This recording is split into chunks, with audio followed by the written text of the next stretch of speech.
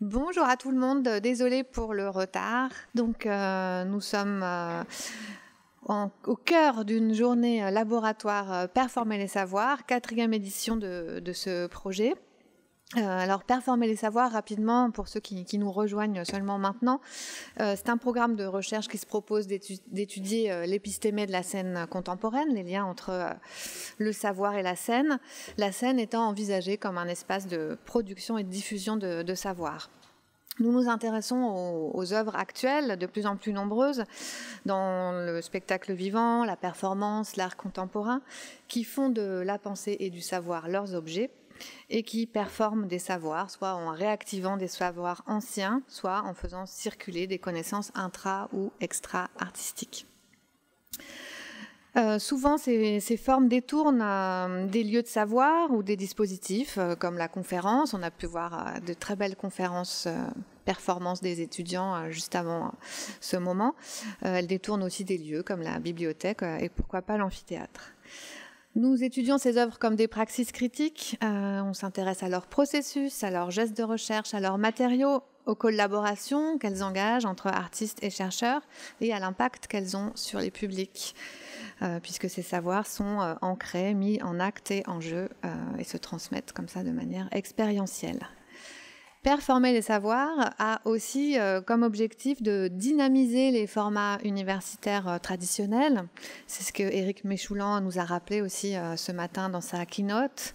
Le pire endroit pour transmettre du savoir, c'est un colloque. Donc nous espérons ne pas en être un. C'est une journée laboratoire, comme son nom l'indique. Voilà, avec l'idée d'éviter la succession de paroles monologiques sans espace d'échange collégial, avec l'idée de laisser plus de place à la pratique, à l'expérimentation, de déplacer l'écoute, de créer un peu de convivialité.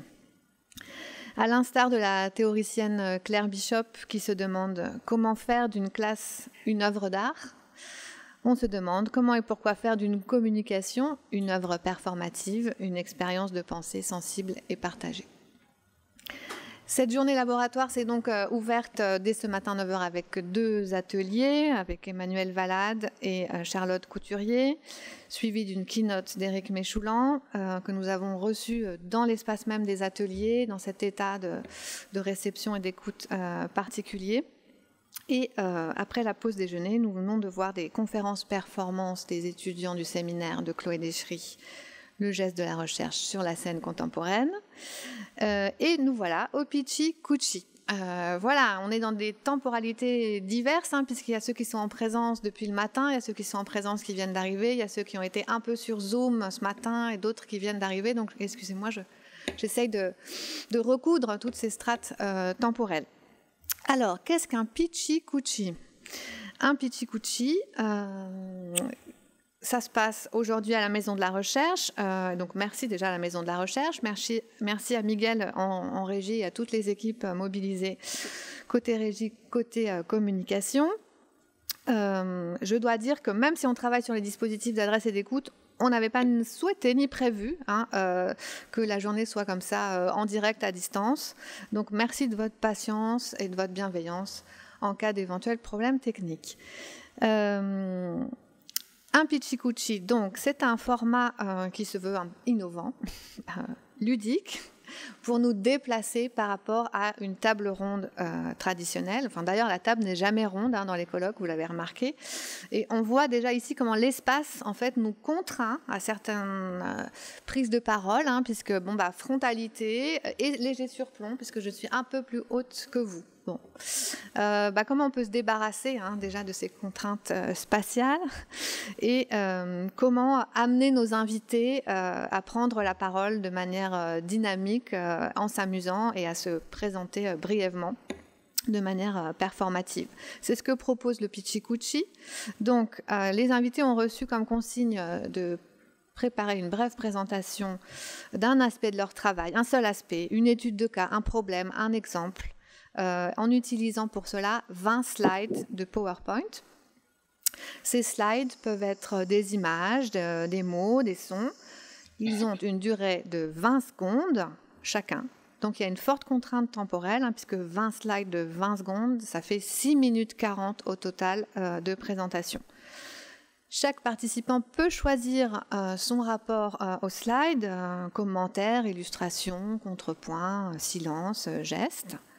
Et ces slides sont envoyés de manière automatique et non manuelle. Donc soit c'est le logiciel PowerPoint minuté qui, toutes les 20 secondes, envoie une image, soit c'est un ou une régisseur qui se charge de cet envoi. Donc il y a un contrôle de la durée par un agent extérieur qui peut engendrer parfois des hésitations, de la précipitation, des surprises, des résistances, de l'improvisation. On a pu déjà expérimenter toutes ces réactions lors de précédentes journées laboratoires. En 2018, on avait fait un pitchy-couchy d'échanges de bonnes, entre guillemets, pratiques pour la recherche, création et l'enseignement en art. Et en 2019, on avait fait un pitchy-couchy autour des usages du document. Et c'était toujours très intéressant à chaque fois et parfois émouvant ou drôle de voir les participants se débattre avec ces règles du jeu et cette règle du temps très contraignante. Donc pour se les réapproprier ou pour les transgresser aussi parfois. Pour la petite histoire, le pitchy-couchy est un format qui a été conçu à l'origine par des architectes et des designers, Astrid Klein et Marc Dittam, qui voulaient proposer des interventions différentes des longues présentations PowerPoint habituelles. Ils ont développé cette pratique au Japon au début des années 2000 sous le nom de Pecha-kucha, qui signifie bavardage en japonais. Et le Pecha-kucha a été réapproprié, transformé par des artistes de performance, de théâtre et d'art visuel en Angleterre, notamment avec David Gale, qui a donné ce nom Pitchy-couchy. Voilà, donc c'est un format qui invite à la synthèse, qui produit de la densité, qui ouvre aussi la possibilité d'une présentation ludique, performative, avec des modes d'adresse, des modes de présence qui brisent les codes du tour de table, de la table ronde qui n'est jamais ronde, et qui permettent aussi d'entrer donc différemment dans la discussion ensuite. Donc après ces présentations, les présentateurs invités pourront se poser des questions entre eux librement, sans nécessairement que, en tant que modératrice, j'intervienne avec mon regard distancié. Et puis bien sûr, la discussion sera également ouverte à l'assistance, présente ou téléprésente. La thématique de ce pitchy-couchy, donc c'est celle de la journée. Comment faire entendre une parole savante. Savante. Et là, non, justement, ma langue a fourché. Comment faire entendre une parole sachante, puisque je me répète, sachante veut dire informée, documentée, et ce n'est pas le privilège des savants de tenir ce type de parole. Donc le savoir historiquement était du côté de la vue, de l'optique, des instruments de mesure. Le théâtrone, théâtre, lieu d'où l'on voit, le lieu où l'on voit est aussi du côté de la vue. Donc, qu'en est-il de l'ouïe et de l'écoute? On va essayer donc de se déplacer un peu dans notre questionnement. Quelles sont ces pratiques, parfois très simples, lecture à voix haute, reenactment, commentaires, chants, etc., qui font circuler des savoirs de manière sonore, de manière sensible, et qui proposent d'autres qualités d'écoute et d'attention? Quels sont leurs enjeux, leurs problèmes, leurs aspirations? Voilà, donc on va voir des cas singuliers, on va se mettre à l'écoute les uns les unes des autres à partir de ces cas pour approfondir certaines questions, pour faire surgir aussi des préoccupations communes. Je vais finir cette parole monologique, je fais exactement ce qu'on dit qu'on ne veut pas faire, c'est classique, par une présentation des invités. Donc nous avons des invités en présence et sur Zoom.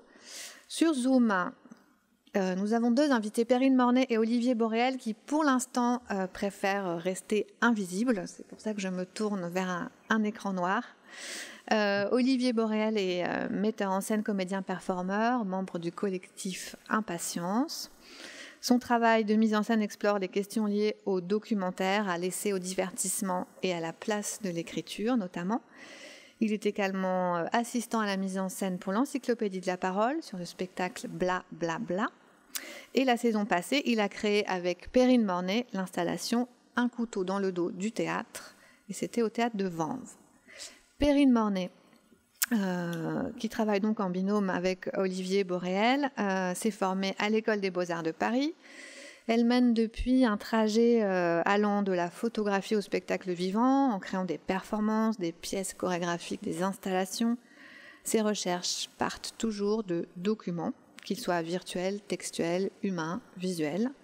Tout cela pour créer des partitions qui orchestrent l'apparition et la disparition de ces documents. Certaines de ces pièces s'appuient sur des œuvres littéraires, dont elle fait des adaptations. On peut citer par exemple Entretien avec des hommes hideux de Foster Wallace.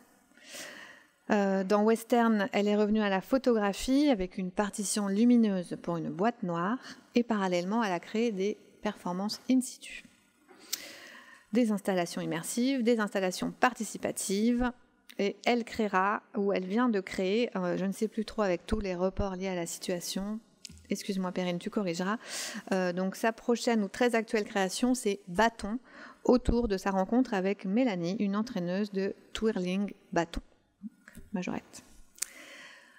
Olivier Borel et Perrine Mornay nous présenteront une intervention intitulée Multitasking aphone pour constituer l'Assemblée.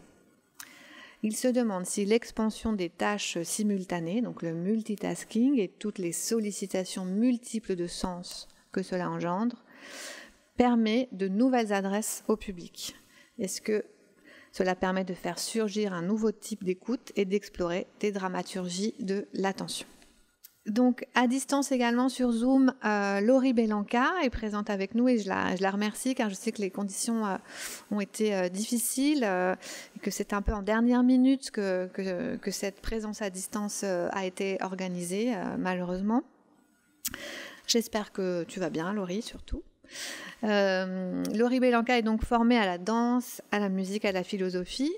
Elle a créé aux côtés de Camille Louis le collectif Compost à Berlin en 2009, avec lequel elle développe une recherche autour des récits situés.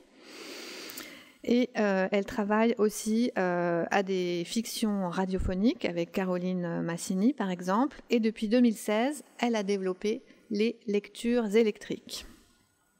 Elle est par ailleurs interprète assistante aux côtés du metteur en scène Lazare et elle accompagne les recherches de la compagnie Sampa ainsi que Léa Drouet, notamment pour la création Boundary Games et Violence, présentée l'année dernière à Nanterre-Amandier. Laurie intitule sa présentation « Lecture à haute voix et émancipation ». Le livre persiste à être un outil d'émancipation aujourd'hui. Comment ? Comment les auteurs et les lecteurs s'accommodent et s'inventent à l'heure des mutations de l'écrit et de la langue du tout monde ? Que racontent nos pratiques de lecture et notre rapport au récit dans la composition d'un commun ? Et enfin, comment les genres littéraires viennent accompagner, appuyer ou contrecarrer les récits sociaux ? Et en présence, j'accueille Charlotte Couturier. Merci Charlotte. Oui, tu peux te montrer. Charlotte Couturier est performeuse, militante, professeure d'expression orale. Donc c'est une artiste scénique et vocale qui joue essentiellement dans le cadre de performances parlées ou chantées. Elle a participé à des créations scéniques, des performances téléphoniques. Elle a tenu une chronique poétique en direct sur les ondes de Radio Campus Bruxelles, consacrée aux poétesses. Et elle fait aussi notamment partie de la chorale queer et féministe Hot Body Score, dirigée par Gérald Kurdian. Son premier solo, intitulé « La » majuscule femme, a été présenté au festival Ladyfest Bruxelles en mars 2019. Bienvenue. Une performance sur les insultes sexistes a été créée en décembre 2019 à la Maison des Métallos. Aujourd'hui, à côté de ses activités de performeuse, elle donne des formations dans différentes structures, notamment pour des femmes, particulièrement gâtées, dit-elle, en termes d'obstacles au rayonnement de leurs paroles dans l'espace public. Et donc, elle travaille à les outiller en conscience. Oui, après... Oui, on pourra retirer le masque pour parler chacune notre tour. Et donc, pour le Petit Cucci, Charlotte Couturier a intitulé son intervention « Insultes sexistes, test, œil-oreille ». Et notre dernière invitée en présence est Chloé Deschery, artiste de performance et maître de maîtresse de conférences en art du spectacle à l'université Paris 8. Ceux qui sont là la connaissent pour la plupart en tant qu'enseignante et artiste chercheuse, puisqu'effectivement Chloé Deschery développe une pratique personnelle de la recherche au croisement de la théorie et de l'écriture performative et de la création en performance. Elle est donc avec moi-même coporteuse de cette journée et du programme de recherche Performer les savoirs.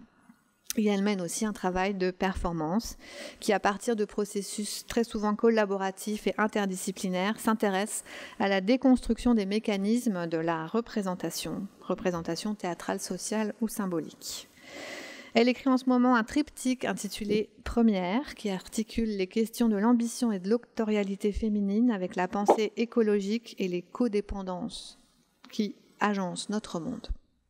Sa dernière pièce, Bardane et moi, fait partie de ce triptyque et sa présentation pour le Pichicucci y est liée. Elle s'intitule « Comment faire entendre la voix d'une plante verte, une bardane, en scène ?»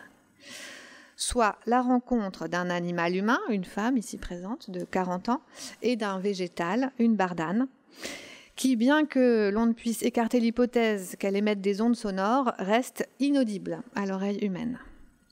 Dès lors, la question qui émerge est celle de rendre visible et de faire entendre une bardane sur scène. Merci de votre attention. C'est donc Perrine Mornay et Olivier Boréel qui vont commencer leur présentation par Zoom. Bon, bonjour. Donc, on se demande aujourd'hui comment faire assembler.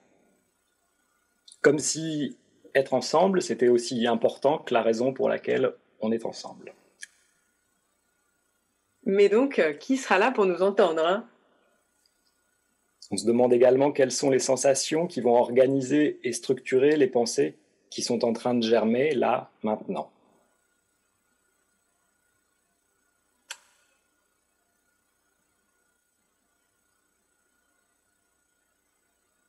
Oui, donc ça veut dire se confronter à la part d'animalité qui fait le moment commun. Et aussi, y a-t-il une mutation contemporaine dans nos façons d'être attentifs ?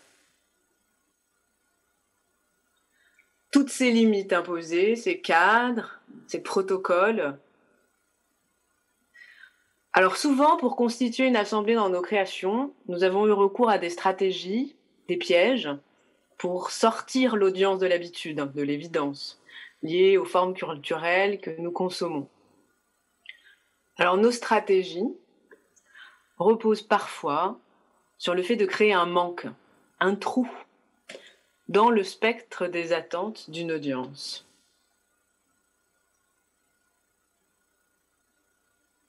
Pour ça, nous avons expérimenté, par exemple, l'absence de visibilité, par excès d'ombre, le minimalisme excessif avec allongement des durées, ou la confrontation d'un public avec lui-même, encore l'absence de corps vivant pour tout interprète.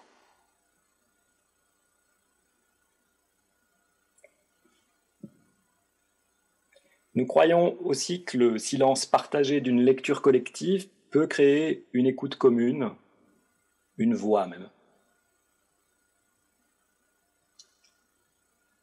En ce moment, nous nous questionnons à l'inverse.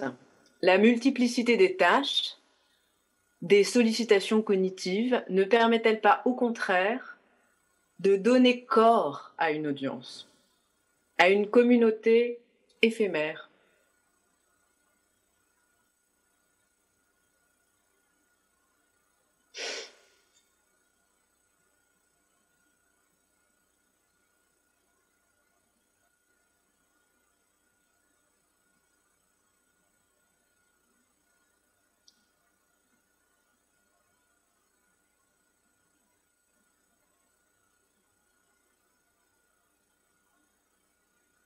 Cette tension cognitive fabrique-t-elle de l'écoute chez vous ?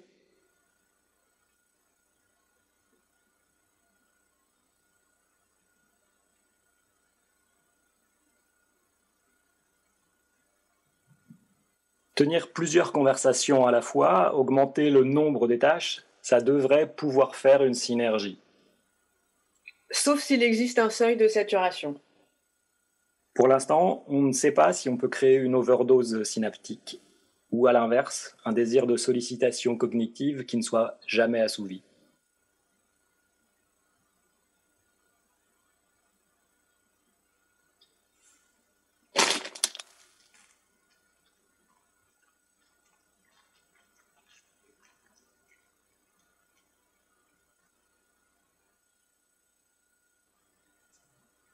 Très bon.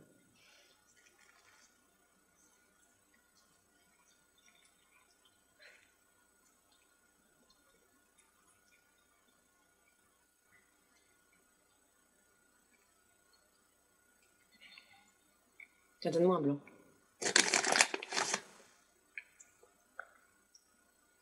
Si on observe le cheminement de Gaspard Hauser, jeune homme allemand du XIXe siècle, enfermé et privé de tout contact jusqu'à ses 16 ans, on voit que sa découverte du monde passe d'abord par l'odorat et le toucher.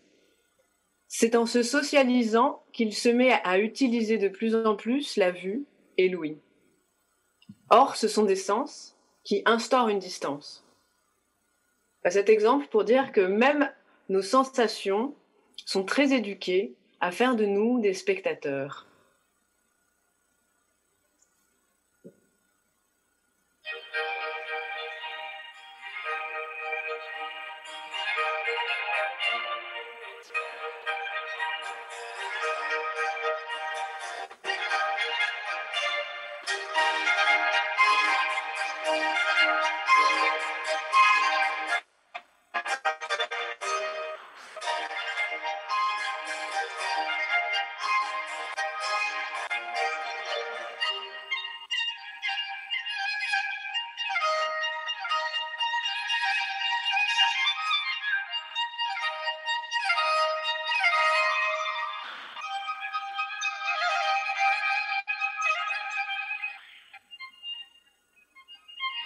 L'architecture de nos sensorialités est-elle une construction politique ?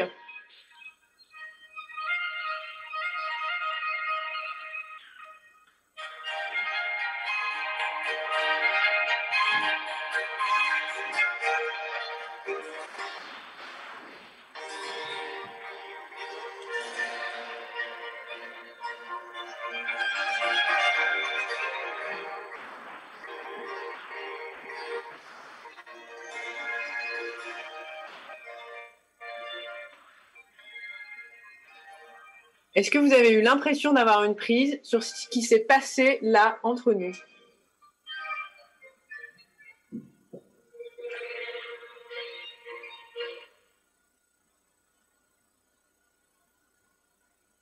Merci. Merci Olivier et Perrine. On enchaîne avec la présentation de Laurie. Donc bonjour, je suis donc Laurie Belanca et j'aurais dû tout à l'heure partager l'expérience des lectures électriques avec vous, mais malheureusement, c'est impossible pour moi pour des raisons que vous pouvez imaginer dues au contexte du Covid. Donc, je vais faire quelque chose qui aurait pu être une forme d'introduction, mais je vous laisserai toute la place pour l'imagination. Donc, dans cette présentation, j'ai décidé de prendre cette phrase comme une sorte de mantra qui serait « lire pour dire ». Donc, j'ai construit les 18 slides qui me restent exactement de la même manière que j'aurais fait pour une lecture, c'est-à-dire en m'appuyant sur des textes d'auteurs qui m'accompagnent, qui sont à côté, et que je vais malmener, triturer et partager à haute voix.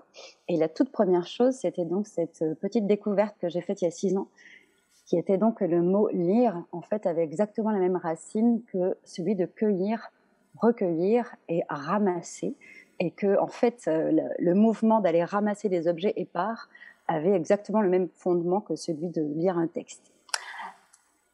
J'enchaîne donc sur le premier texte que je cueille, qui est donc celui de Roland Barthes, Le bruissement de la langue. Et il dit cette chose, qu'il est à l'égard de la lecture dans un grand désarroi doctrinal, car de doctrine sur la lecture, il n'y en a pas et il n'en veut pas, si ce n'est le fait que la lecture ne serait rien d'autre qu'un éclat d'idées, de crainte, de désir, de jouissance, d'oppression dont il convient de parler au coup par coup. Et la première notion qui vient après, c'est cette notion de pertinence et donc d'impertinence nécessaire à la lecture, et que le mouvement qu'il reste en fait dans le fait de s'approcher d'un livre n'est rien d'autre que celui du désir de lire. L'auteur qui suit, c'est Michel de Certeau, que vous connaissez sans doute, dans ce texte qui s'appelle L'invention du quotidien, où en fait il pose un mouvement qui est celui du braconnage, comme le fait d'aller se saisir des mots épars des autres et de se les faire siens, de se les approprier. Alors d'abord évidemment par la lecture de l'œil au cerveau, mais surtout par celui de se faire traverser le corps par les textes des autres. Et j'ai trouvé juste derrière un autre auteur, Roger Chartier, dans la préface donc, de Une histoire matérielle de la lecture de Fréjomil, où il va montrer que l'intéressant en fait dans cette question-là de l'appropriation par le corps, c'était la tension qu'induisait la lecture comme une poétique et le fait d'avoir un texte à déchiffrer. Donc cette espèce de creux, de trou, qui fait que le corps a toute sa place. Et ce qui se passe ensuite, c'est que le corps, il est tout à fait activé, puisque l'objet, jusqu'ici, je ne lis pas sur tablette ou autre, est un objet matériel fait de papier, d'encre, de cornure, d'odeur, et qu'en fait, cette implication physique du corps qui tient, comme il tenait les rouleaux avant, dans l'ancêtre du livre, ce corps qui tient engage une posture et une présence au monde. Et ce corps qui tient, il tient quoi? Il tient donc un objet qui est considéré par Michel Petit, qui a beaucoup travaillé sur la lecture en collège et la transmission de la lecture. Il tient un objet qui est une porte vers un autre pays, vers une sorte d'ailleurs, et qui fait que le lecteur qui prend le mot à haute voix se met à agir dans une pérégrination de sens et d'expérience.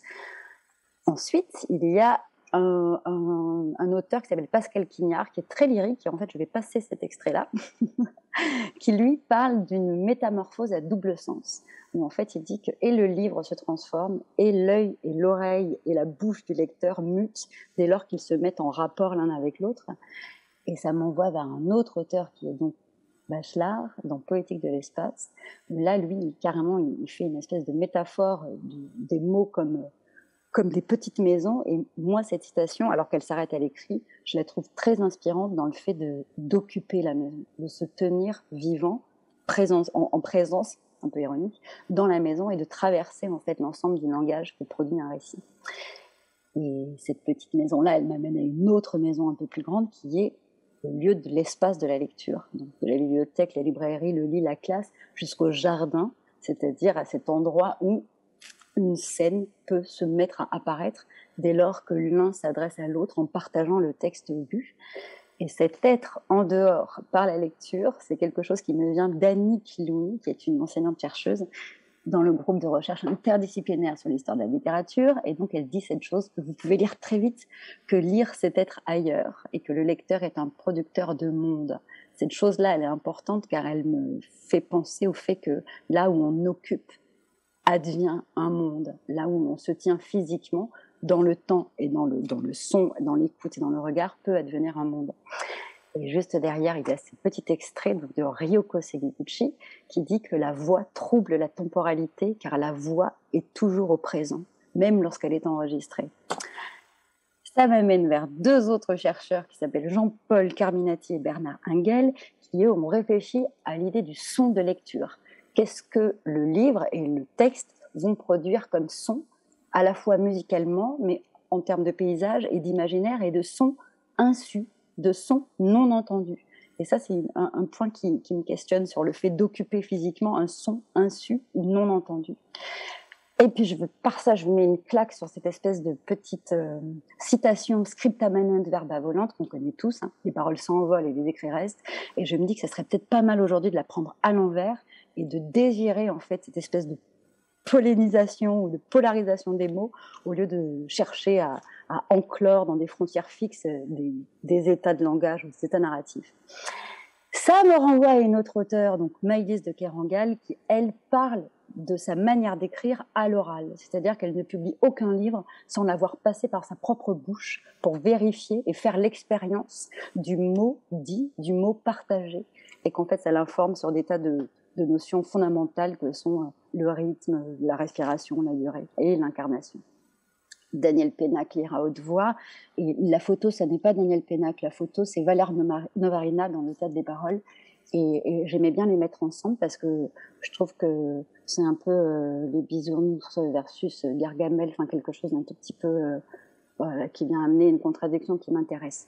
Et derrière ça, il y a donc un court extrait d'Henri Michaud qui est cité par Georges Didier Berman dans Désirer désobéir, où il parle en fait de la confiance de l'enfant face à l'histoire ou au conte qu'on lui raconte, et qu'en fait c'est un état dans lequel il faudrait réapprendre à se mettre quand on est en face de textes un petit peu plus savants. Ah, mon Dieu, le dernier diaporama était trop court, donc je vais en profiter, je vais tout simplement tricher. Ça s'appelait Le message des papillons, et je vous lis cette dernière phrase parce qu'elle est trop belle. Il ne suffit pas de désobéir ou de rester enclos dans une frontière, il est urgent aussi que la désobéissance, le refus, l'appel à l'insoumission se transmettent à autrui, dans l'espace public et à haute voix. Se soulever, d'abord soulever sa peur sans doute, la jeter au loin, voire la jeter directement à la face de celui ou de ceux qui tirent leur pouvoir d'organiser nos peurs. La jeter au loin, mais aussi faire circuler ce geste même, lui donner par là un sens politique. C'est ça, avoir soulevé son désir. C'est l'avoir pris pour le jeter en l'air, en sorte qu'il s'étende dans l'espace que nous respirons, l'espace d'autrui, l'espace public et politique, tout entier. Et voilà. Merci beaucoup. Charlotte Couturier. Bonjour. Donc, à l'invitation de Chloé et Marion, je me suis donc prêtée à cet exercice de pitchy-couchy pour faire un test avec vous, donc une première qui va mettre en relation donc le regard et l'écoute à partir de la performance Bienvenue que j'ai créée donc en 2019 à la Maison des Métallos. Et je salue mes collègues des Hot Bodies, effectivement, avec qui j'ai entamé ce travail sur les insultes sexistes. C'est parti. Waouh! Comme vous êtes belle. C'est magnifique de vous voir si nombreuses réunies ici, aujourd'hui. Vous toutes, thon, baleine, laidron, vilaine, pute, pétasse, cagole,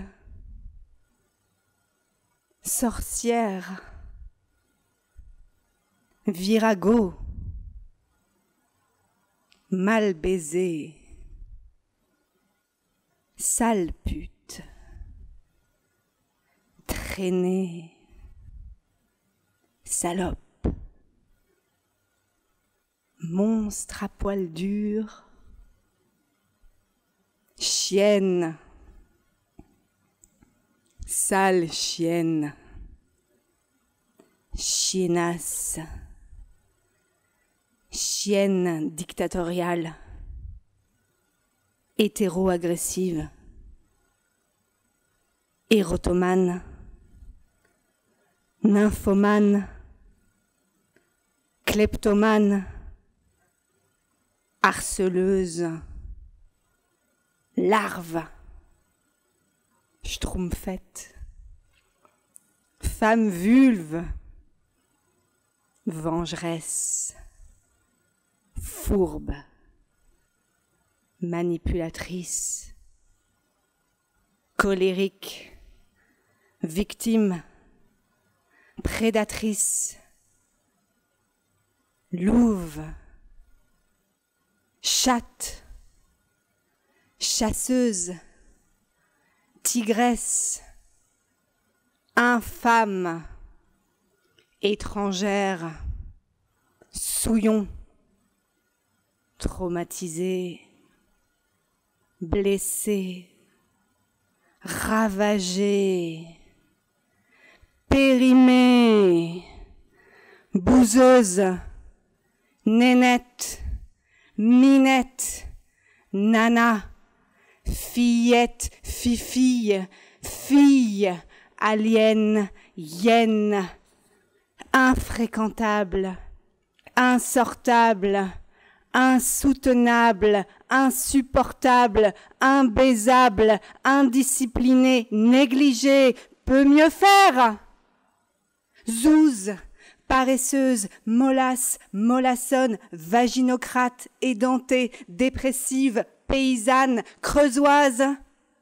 Provinciale, jeunette, squelettique, maigrichonne, menteuse, voleuse, copieuse, peste, punaise, parisienne, boudin, bimbo, insolente, grande gueule, drama queen, comédienne, ordure, ménagère, déchet, effrontée, insuffisante, pas toutes, infantile, mal formée, mal foutue, coquine, gros cul, joli petit cul,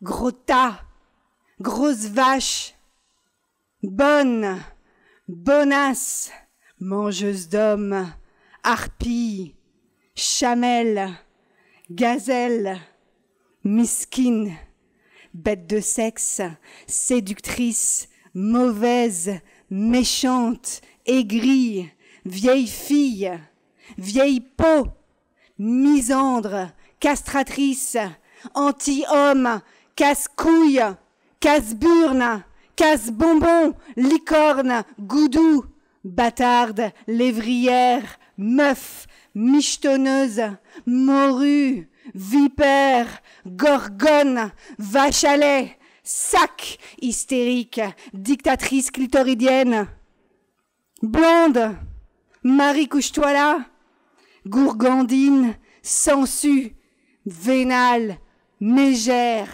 catin, dondon, chochotte, calculatrice, maquerelle, femme facile, femme fatale, bombasse, fille de pute, mère de pute, truie, porcasse, grognasse, conne, connasse, mouche à merde, paumée, garage habite, pot de fleurs habite, lécheuse, suceuse, pisseuse, chieuse, emmerdeuse, folle, tarée, féminazie, cul d'un éléphant, cul comme la porte d'Aix, dragon, pouf, poufiasse, diva, princesse, féministe, de merde,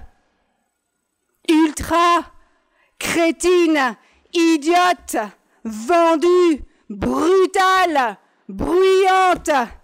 Bienvenue, vous êtes ici chez vous.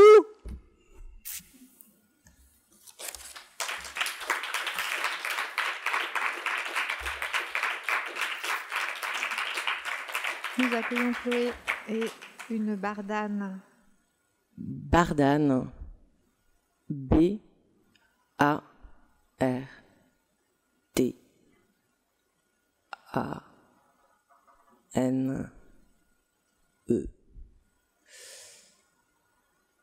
C'est le premier volet d'un projet qui s'appelle Première, qui est une trilogie.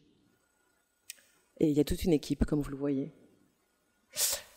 Alors,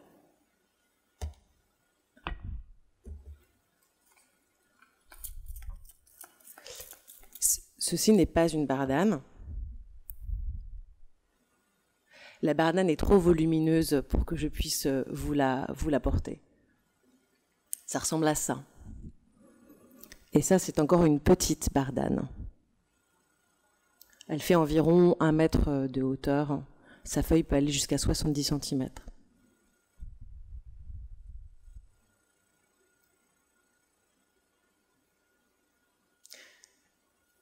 Avec moi au plateau, ce n'est toujours pas une bardane. Ceci est une sauge. Parce que j'ai rencontré des difficultés à apporter la bardane au plateau. Des problèmes éthiques et pragmatiques, c'est-à-dire que la bardane meurt immédiatement si on la déracine. Je sais, j'ai essayé. et pragmatique parce que c'est compliqué tout simplement. Donc j'ai eu recours à des doublures. La sauge, qui était une doublure un peu ridicule, un peu amoindrie, un peu rabougrie. J'ai rien contre la sauge, hein. Mais elle est odorante, elle a des vertus, elle est bien en tisane, en herbe. Voilà quelques caractéristiques de la bardane, sa carte d'identité en quelque sorte. J'aime qu'elle grandisse à l'ombre, sur des terrains humides, qu'elles doivent se cacher un peu pour exister. Alors, une des grandes particularités de la bardane, quelque chose que j'apprécie beaucoup, c'est sa capitule. Et c'est ce qui a inspiré l'invention du velcro. Parce que la capitule s'accroche à tout animal passant, et c'est ainsi que la bardane prolifère. Ses racines ont aussi des vertus, comme sa feuille, détoxifiante, purifiante. On utilise beaucoup la bardane pour soigner l'acné, le psoriasis, différentes maladies de peau. Elle a également des vertus purifiantes et digestives. Vous la trouverez dans beaucoup de votre produits de beauté et vous pouvez la consommer en tisane également ou en concoction. Ma première question de recherche était la suivante, c'était comment au plateau tâcher d'entendre ce que la bardane a à nous dire. Qu'est-ce qu'elle a à nous dire? Et je vous laisserai lire cette citation de Marielle Massé. Mais voilà, partir du principe que la terre et que la bardane n'est pas muette. Et donc se demander comment les inviter à comparaître peut-être. Ma deuxième question de recherche, c'était à la suite de Vinciane Després, quand elle s'interroge sur les oiseaux, se demander quelles sont les questions, les bonnes questions que l'on pourrait poser pour être nous-mêmes en condition d'écoute et être susceptibles d'entendre ce que la bardane a à nous dire. La première hypothèse, c'était d'écouter tout simplement. Et on a travaillé au plateau des techniques somatiques empruntées au Viewpoint, formalisé par Anne Bogart notamment. Tenter d'élargir notre sphère d'écoute. Tenter de penser notre corps comme une surface écoutante. L'hypothèse 2, je l'ai empruntée à Bruno Latour qui dit que peut-être on pourrait faire parler les choses muettes comme si elles étaient en mesure de parler. Et c'est compliqué si on veut éviter la ventriloquie. Donc tenter d'entreprendre ce projet. Et au final, on a opté pour ça. C'est une bardane de scène. Ce n'est pas une vraie bardane, c'est un artefact. C'est une bardane construite, une sorte de machine bardane. Il y a du vrai et du faux dedans. Les racines, la tige, pardon, est vraie. Les capitules sont vraies, mais les feuilles sont des feuilles en plastique. Et puis on l'a montée sur une voiture télécommandée parce qu'on voulait l'agentiver, on voulait qu'elle soit dotée d'une forme d'autonomie, ou en tout cas qu'elle produise l'illusion d'un effet d'autonomie, puisque bien sûr c'est toujours de l'humain qui l'agit. Il y a bien quelqu'un qui manipule la télécommande au final. Et pour essayer de trouver la voie de la bardane, qui a été quelque chose de compliqué, qui est toujours en cours d'ailleurs, on a posé plusieurs hypothèses. Que ce serait toujours de la traduction, que si on nous donnait une voix humaine, ça ne serait que de la traduction. Et comme c'était la traduction, ce serait une version parmi des versions possibles. On a opté... je vais la laisser parler.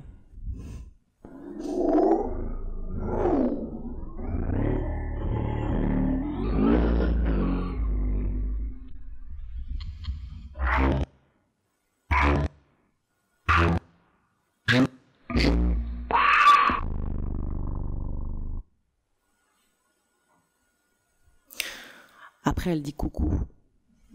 Et c'est son entrée en scène. À la suite du travail sonore qu'on a réalisé sur sa voix, mais que là, vous n'avez pas encore entendu. On a choisi une voix de femme. Une voix de femme, mais qui n'est pas trop genrée, qui n'est pas trop sexualisée. Bref, il faudra venir voir le spectacle. L'autre chose qu'on a faite, c'était d'essayer de créer un environnement sonore en continu, qui puisse créer un écosystème, et dans lequel on puisse imaginer être à la fois au plateau et dans la forêt, ou dans un sous-bois, dans une chambre et dans le désert, dans un bateau, et étendu sur de la mousse.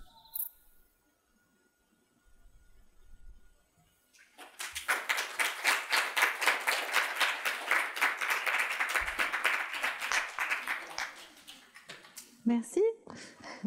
Tu veux venir, Charlotte ? On va revenir tous, toutes, et nous inviter sur Zoom aussi peut-être.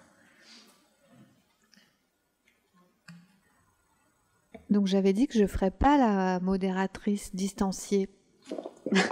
Cette voix que vous entendez n'est donc pas la mienne. Et je vous laisse vous poser des questions entre vous, si vous le souhaitez, pour commencer.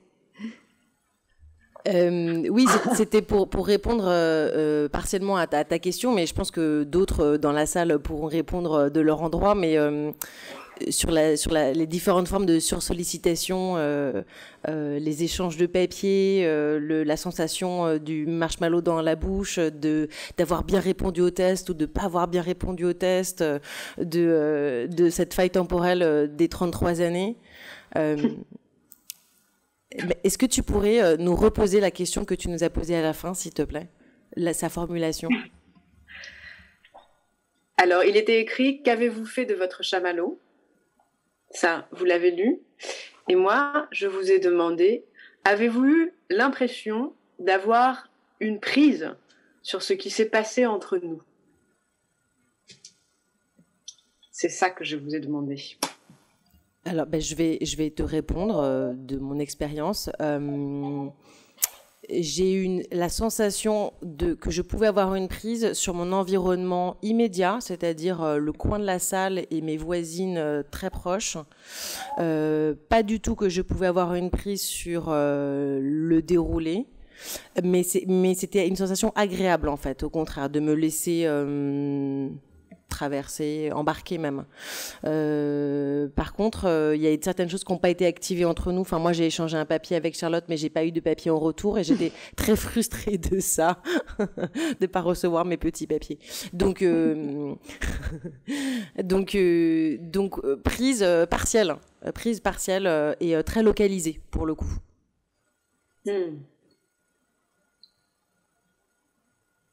Ben, merci beaucoup de ce retour, parce que c'est vrai c'est très bizarre de faire cette expérience-là sans du tout sentir la salle, quoi.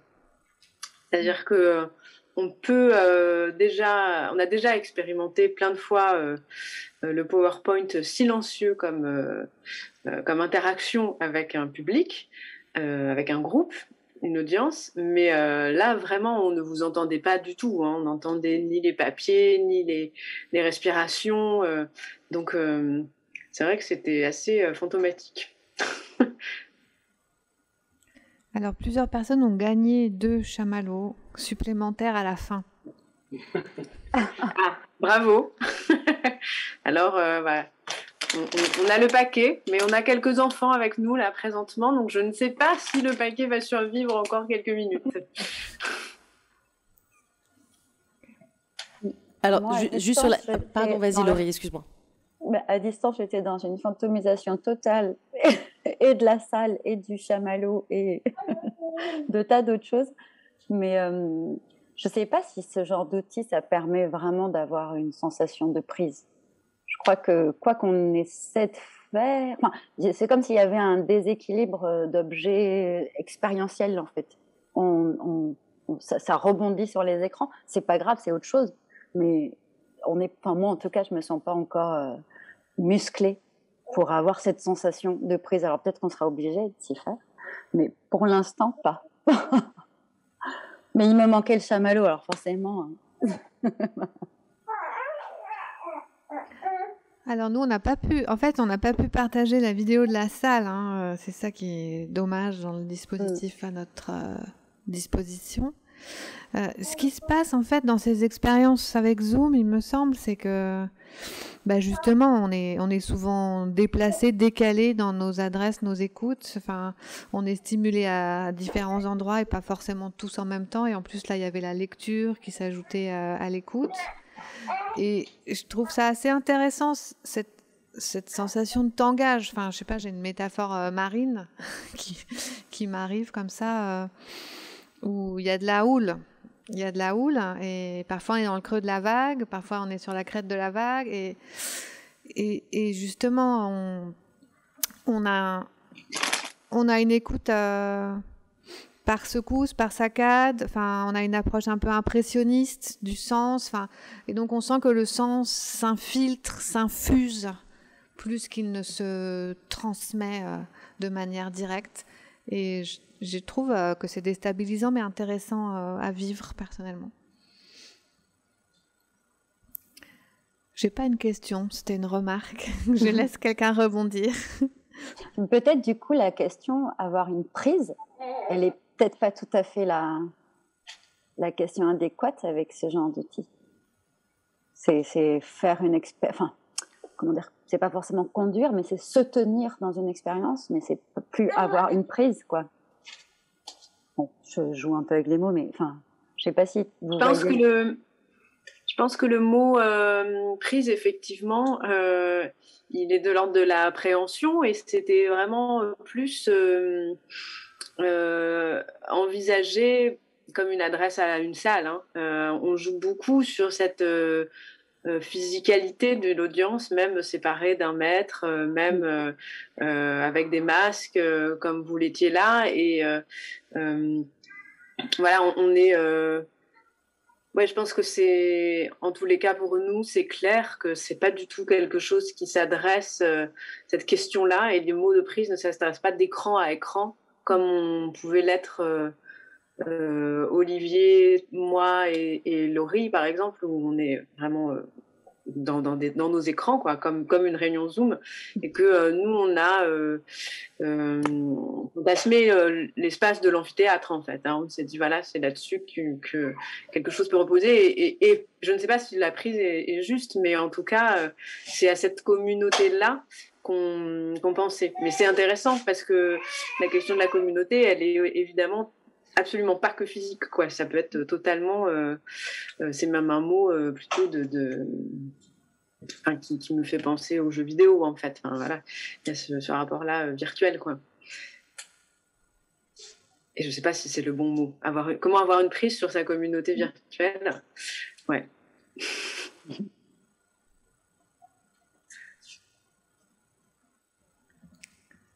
Charlotte, tu veux réagir?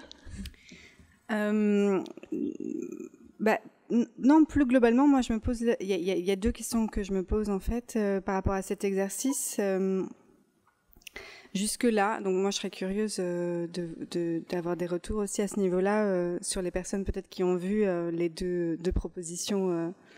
Parce que jusque-là, moi j'ai toujours refusé de travailler avec des images, en tout cas sur cette forme-ci, parce que en tant que spectatrice, je ne sais pas si vous partagez ce vécu, mais moi, en tant que spectatrice, j'ai beaucoup de mal avec les PowerPoint.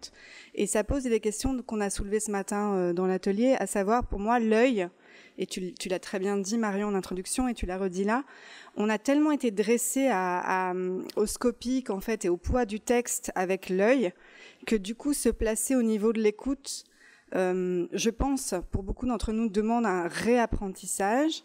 Et moi, je pense que je suis quelqu'un, et je pense qu'il y a des différents types à ce niveau-là, qui est très sensible au son, et à la voix, et à l'écoute. Et du coup, quand j'ai une image, ça me perturbe beaucoup. Ça me perturbe beaucoup ce va-et-vient entre l'écrit et le son. Donc là, par exemple, pour les présentations enfin, toutes en fait, mais... de Laurie, de Perrine et d'Olivier, j'étais beaucoup plus dans l'écoute de ce qui était dit et l'écoute de la voix que les images et le texte. J'avais pas du tout le temps de lire les slides de Laurie, par exemple, ce que j'ai trouvé très frustrant parce que j'étais super intéressée sur le contenu et très réceptive évidemment à sa matière.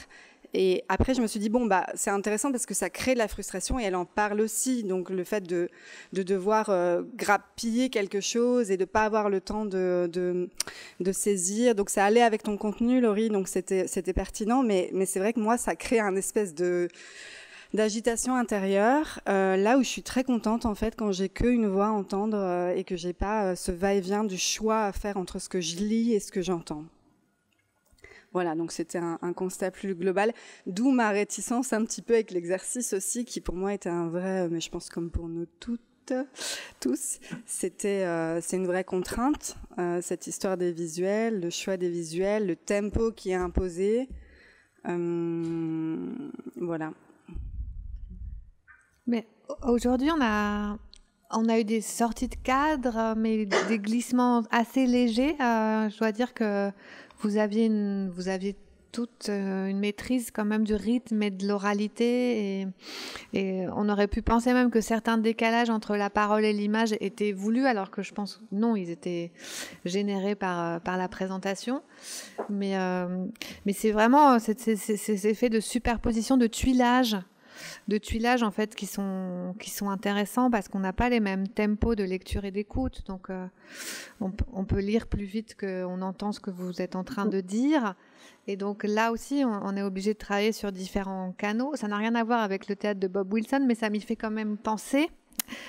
Comme ça, les screens visuels et le screen auditif qui sont dissociés, qui avancent en même temps mais pas toujours au même rythme. Et je trouvais que l'expérience était très riche. Et comme toi aussi, j'ai été frustrée. Et je pense que la question de Perrine et Olivier, est-ce que la tension cognitive produit une écoute ? On l'a tous très fortement ressenti. Donc la réponse serait oui, après à déployer, mais intéressant. Il y avait la question du seuil aussi qu'a posé Perrine, c'est-à-dire est-ce qu'il y a un seuil au-delà duquel on est sursollicité et plus en capacité d'écoute. Il y a un tout petit échange, je me permets, Arnaud, si tu es encore dans les auditeurs, Arnaud, donc qui a suivi tout ça, qui disait qu'en fait, ce sont des formats qui appellent à une très très grande précision de scénario. C'est un rapport de mise en scène en fait. C'est un format très contraignant et très très autoritaire aussi de mise en scène. Et c'est vrai qu'on n'est pas encore forcément peut-être précis avec ça, mais c'est vrai qu'en le faisant, pour être très honnête, j'ai pris un certain plaisir à imaginer justement ces petits glissements, les petits échos qu'un slide à l'autre allait générer et comment... Bon, après, c'est vrai que dans la présentation de Perrine et Olivier, c'était vraiment un appel à une expérience de ça, de qu'est-ce qu'on lit, qu'est-ce que ça fait, une sorte d'aller-retour. Et je me dis, ça peut donner lieu à des formes justement d'invitation à des attentions et à des lectures multistrates comme ça, pas forcément multitask, mais multistrates, qui peuvent être complètement dingues en fait. Alors que je pense que je partais de très très loin avec beaucoup d'a priori sur ce genre de format. Je me dis que c'est au final intéressant comme type d'écriture, pas que de pensée ou d'objet, mais d'expérience en fait. Et du coup, ça me fait rebondir sur autre chose. C'est aussi que du coup, là, vous parlez de virtuel et de public fantasmé à partir du lieu où vous êtes. Moi, je vous ai dans mon dos, je vous vois même pas. Donc, pour moi, vous êtes aussi un interlocutrice virtuelle. Mais là, nous, on est en présence et ceci dit, ça fait donc 2-3 fois, je pense que je fais cette forme en public avec des gens masqués. Et je dois dire que c'est absolument déconcertant. Ça n'a rien à voir avec les conditions habituelles de présentation de ce travail. Et finalement, les derniers rendez-vous que j'ai faits en Zoom, alors que j'étais très aussi... on en a parlé tout à l'heure à la pause, le fait de pouvoir montrer vraiment son visage par Zoom. Donc paradoxalement, l'espace maintenant de l'ordinateur nous donne une possibilité de montrer, de voir et de sentir avec tout notre visage qu'on ne peut plus expérimenter là aujourd'hui dans une salle où on est en présence. Et là, vous êtes masqué, vous êtes très loin. Et alors, je ne sais pas comment vous ressentez les choses, mais on fait que des dispositifs pour essayer de recréer du lien et du contact. Et en fait, on se heurte quand même à des choses très concrètes et très physiques que la distance sociale, les masques, voilà, tous ces écrans qu'il y a, c'est d'autres formes d'écran finalement. Ça rend ces tentatives de briser ce que tu disais, Marion, le côté autoritaire, chose qui se transmet. En fait, l'interaction, elle devient hyper compliquée, vraiment dans le présentiel, comme on dit.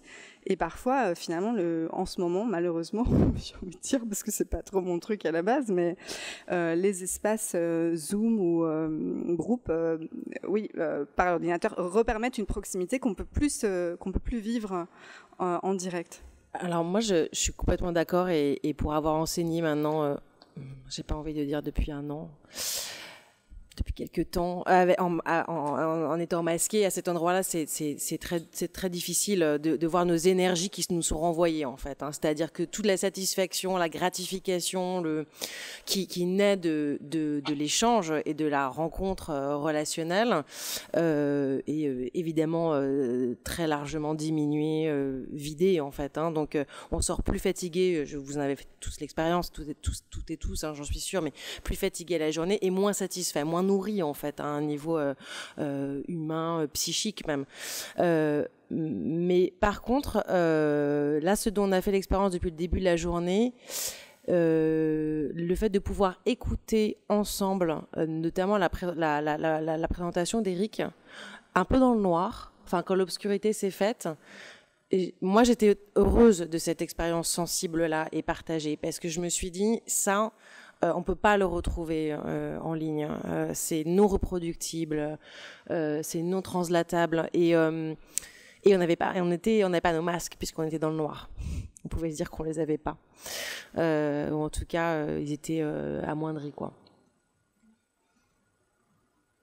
Oui, ça renvoie à ce que disait Daniel Dehaye, que j'ai cité ce matin. Enfin, lui, il décrit l'écoute comme un espace tactile, en fait. Il rapproche l'écoute du toucher. Et alors là, je ne sais pas trop comment l'expliquer, mais pourquoi le visage, la bouche nous manquent à ce point-là, puisque c'est pas forcément des espaces de contact immédiat.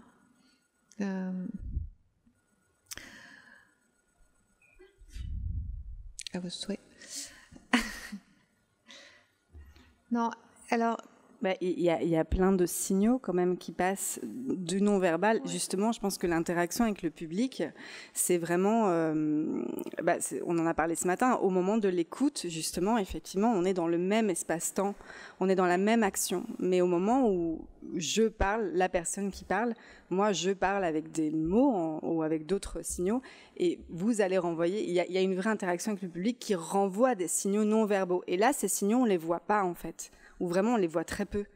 Donc en tout cas dans l'expérience là de la performance, c'est frappant parce que moi d'habitude j'ouvre la bouche et tout le monde éclate de rire. Les premiers mots, c'est le dispositif, mais c'est peut-être lié aussi au type de public avec lesquels ça s'est expérimenté, mais souvent les réactions étaient vraiment de l'ordre du rire. Puis après, ça a évolué vers d'autres états émotionnels.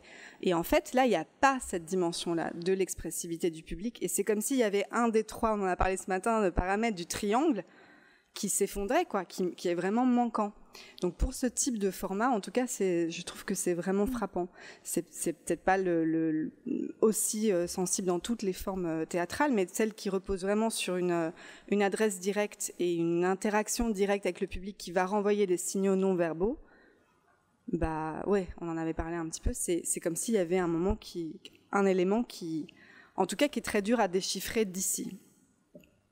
C'est ça, en fait. Ces signaux non verbaux exprimés par le visage, comme le toucher, en fait, sont des signaux qui nous procurent des pensées, des idées, des sensations avant toute conceptualisation, avant que le logos entre en jeu. Et c'est ça qui joue dans l'écoute, et c'est pour ça qu'on peut la rapprocher au tactile. C'est qu'en fait, du sens passe par l'essence avant le sens signification discursif et construit intellectuellement. Alors, c'est aussi, par exemple, des questions que se pose, parce que c'est un peu un sujet de recherche, mais je ne suis pas du tout spécialiste, tous ces problèmes de reconnaissance faciale, c'est-à-dire qu'à travers notre visage, on exprime des émotions, et que si ces émotions sont codifiées, reconnues par des robots, alors justement on va rentrer dans une connaissance et une maîtrise très forte et qui va nous échapper aussi. Et je crois que ça me fait rebondir sur ce que tu disais, Laurie, des scénarios. J'ai l'impression que justement quelque chose va être régi par des milliards et des milliers de scénarios qui vont nous échapper à un moment aussi, et qui vont nous répondre. En fait, il y a quelque chose comme ça que que les scénarios vont nous répondre et vont répondre à notre expression, à un mot qu'on va dire, à une attitude. Ça existe déjà, hein, nos téléphones nous répondent par la publicité. Enfin voilà, mais j'ai l'impression que on va peut-être passer un cap et l'idée du scénario, elle est intéressante parce que ça veut dire que quelque part c'est déjà écrit ou c'est en train de s'écrire et voilà, il y a un espèce de paquet qui nous arrive et alors soit on le reçoit, soit on se cogne à lui, quoi. Oui, complètement. Il y a une pièce de théâtre en ce moment que j'ai malheureusement jamais pu voir, mais qui s'appelle Jeanne d'Arc, D-A-R-K, qui était programmée au T2G à Gennevilliers, et le nom de la metteur en scène, Marion Sieffert. Voilà. Et le spectacle se tenait en partie sur Instagram et en partie au plateau, et en fait les deux étaient entièrement pensés pour être nécessaires à la relation de ce qui se produisait comme objet théâtral. Et j'ai pas pu voir encore, mais je sais pas si des personnes dans la salle l'ont vu, mais je serais curieuse justement d'avoir un retour sur cette chose-là, parce que en fait c'est pas le rapport d'innovation au format, enfin ça reste toujours la même chose, une personne qui s'adresse à d'autres en fait, mais c'est plus de se questionner sur le type d'expérience et le type de modalité de réception que ça induit, qui sont des modalités de réception sœurs de nos quotidiens de communication ou de partage, même de savoir. Tout à l'heure, je vous montrais mes livres, mais je crois que je fais une sorte de résistance un peu premier degré à pas lire sur des outils numériques, par exemple. mais je sais que le quotidien pourrait amener à des supports de ce type-là, avec des œuvres augmentées, des textes qui s'étayent au fur et à mesure grâce aux outils numériques, etc.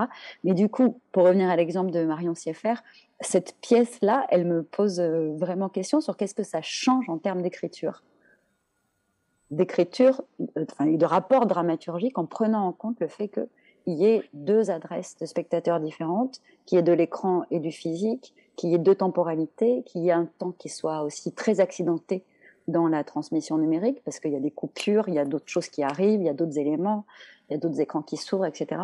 Et et puis aussi par rapport à ce que tu disais, Marion, sur notre manière en fait d'être dans un nouveau rapport d'expérience avec ces situations-là. C'est pas mieux ou moins bien, il n'y a pas de jugement à avoir, mais ça produit des nouveaux rapports et des nouvelles modalités de réception, et ça me questionne vraiment. Donc si certains d'entre vous qui sont dans la salle avaient vu cette pièce, je serais curieuse d'avoir vos retours. Oui, je vais passer un micro à la salle. J'ai vu aussi la pièce. Alors, on peut passer le micro. En fait, moi, je dirais que Jeanne d'Arc, qu'on peut suivre sur Instagram, propose une expérience assez immersive en direct, où la frontière entre le théâtre et la réalité se brouille pour les gens qui sont sur Instagram. Ils ne voient pas l'audience, ils ne voient pas le spectateur. C'est quand même une très grande différence par rapport à ce qu'est l'expérience théâtrale en général.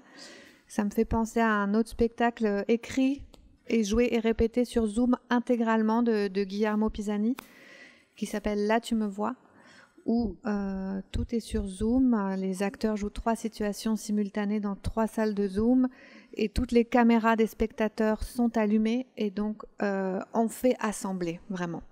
Donc c'est 2 exemples différents. Je vais laisser rebondir sur Jeanne d'Arc. En fait, pour Jeanne d'Arc, moi, ce que j'ai compris, c'est qu'à la base, c'est parce qu'il y a eu le confinement que c'est basculé sur Instagram, mais à la base, c'est un spectacle qui est au plateau, où elle joue avec les codes Instagram. Mais effectivement, on voit juste, en fait, elle se filme, et l'image, qu'elle prend d'elle, est projeté derrière, et on a tous les commentaires type même les trolls, des gens qui disent n'importe quoi et tout ça. Et donc au départ, c'était pas du tout fait pour être, peut-être que je me trompe, mais pour aller sur Instagram. Et le fait qu'il y ait eu le confinement, que tous les théâtres soient bleus, c'était les deux. En fait, c'est un spectacle qui est conçu pour être suivi à la fois en direct par un public en présence et à la fois par des gens sur Instagram. La comédienne, en fait, joue avec une perche et son téléphone. Ouais. Et donc, quand elle est face public, elle est aussi face téléphone. Oui. Et elle est dans cette double adresse de cette manière. Mais après, parce que moi, j'avais vu quelque chose que je sais de vous. Enfin, c'était une de ses premières pièces qui jouait aussi sur tous les codes des réseaux sociaux. Alors, c'est encore autre chose, mais elle s'informait sur les personnes dans la salle en amont. Et à chaque fois, elle réécrit le spectacle, elle rebondit, elle retrouve des images, en fait, qui nous échappent. Et toutes les projections qu'elle a sur les gens qui sont dans le public et qui la regardent. Donc elle a tout un... Voilà. Mais c'était juste pour rebondir. J'avais pas compris... pour moi, c'était la situation sanitaire qui avait fait qu'elle l'avait balancé sur Instagram. Donc j'étais mal informée. Oui, c'était vraiment créé avec les deux publics, les deux adresses. Par contre, c'est devenu depuis une pièce Instagram. Ça, vous le savez. Enfin, il y a un certain nombre d'étudiants là dans la pièce qui l'ont vue, cette pièce depuis l'année dernière. Donc, ce n'est plus une pièce en présentiel. Elle a uniquement basculé du côté d'Instagram, avec notamment des coupes. T'as raison, Laurie. Il y a eu des coupes, il y a eu des problèmes d'autorisation sur Instagram parce qu'il y a d'une nudité partielle. Donc, il y a eu des fermetures de comptes Instagram, enfin vraiment des problèmes techniques qui ont empêché la tenue de la performance en fait. Et par contre, oui, scénographiquement c'est particulier parce que alors moi je l'ai pas vu en présentiel, mais Marion l'a vu, m'en avait parlé. C'est que nous, quand on est dans la salle, on voit les commentaires des personnes sur Instagram qui en effet sont pas filtrés. Donc on a tout et c'est à la comédienne de faire avec ça, mais par contre les internautes ne voient rien d'autre que la comédienne qui prend soin de composer son plan de façon très particulière et sans intégrer le public dans l'image. Donc on a une expérience très solitaire quand même du côté de l'internaute. Moi, j'ai le souvenir que les commentaires qui défilent, elle rebondit pas énormément dessus. Il y a une fois ou deux, peut-être. Mais c'est plus décoratif. Enfin, c'est dans l'idée que tout le monde s'exprime. Voilà.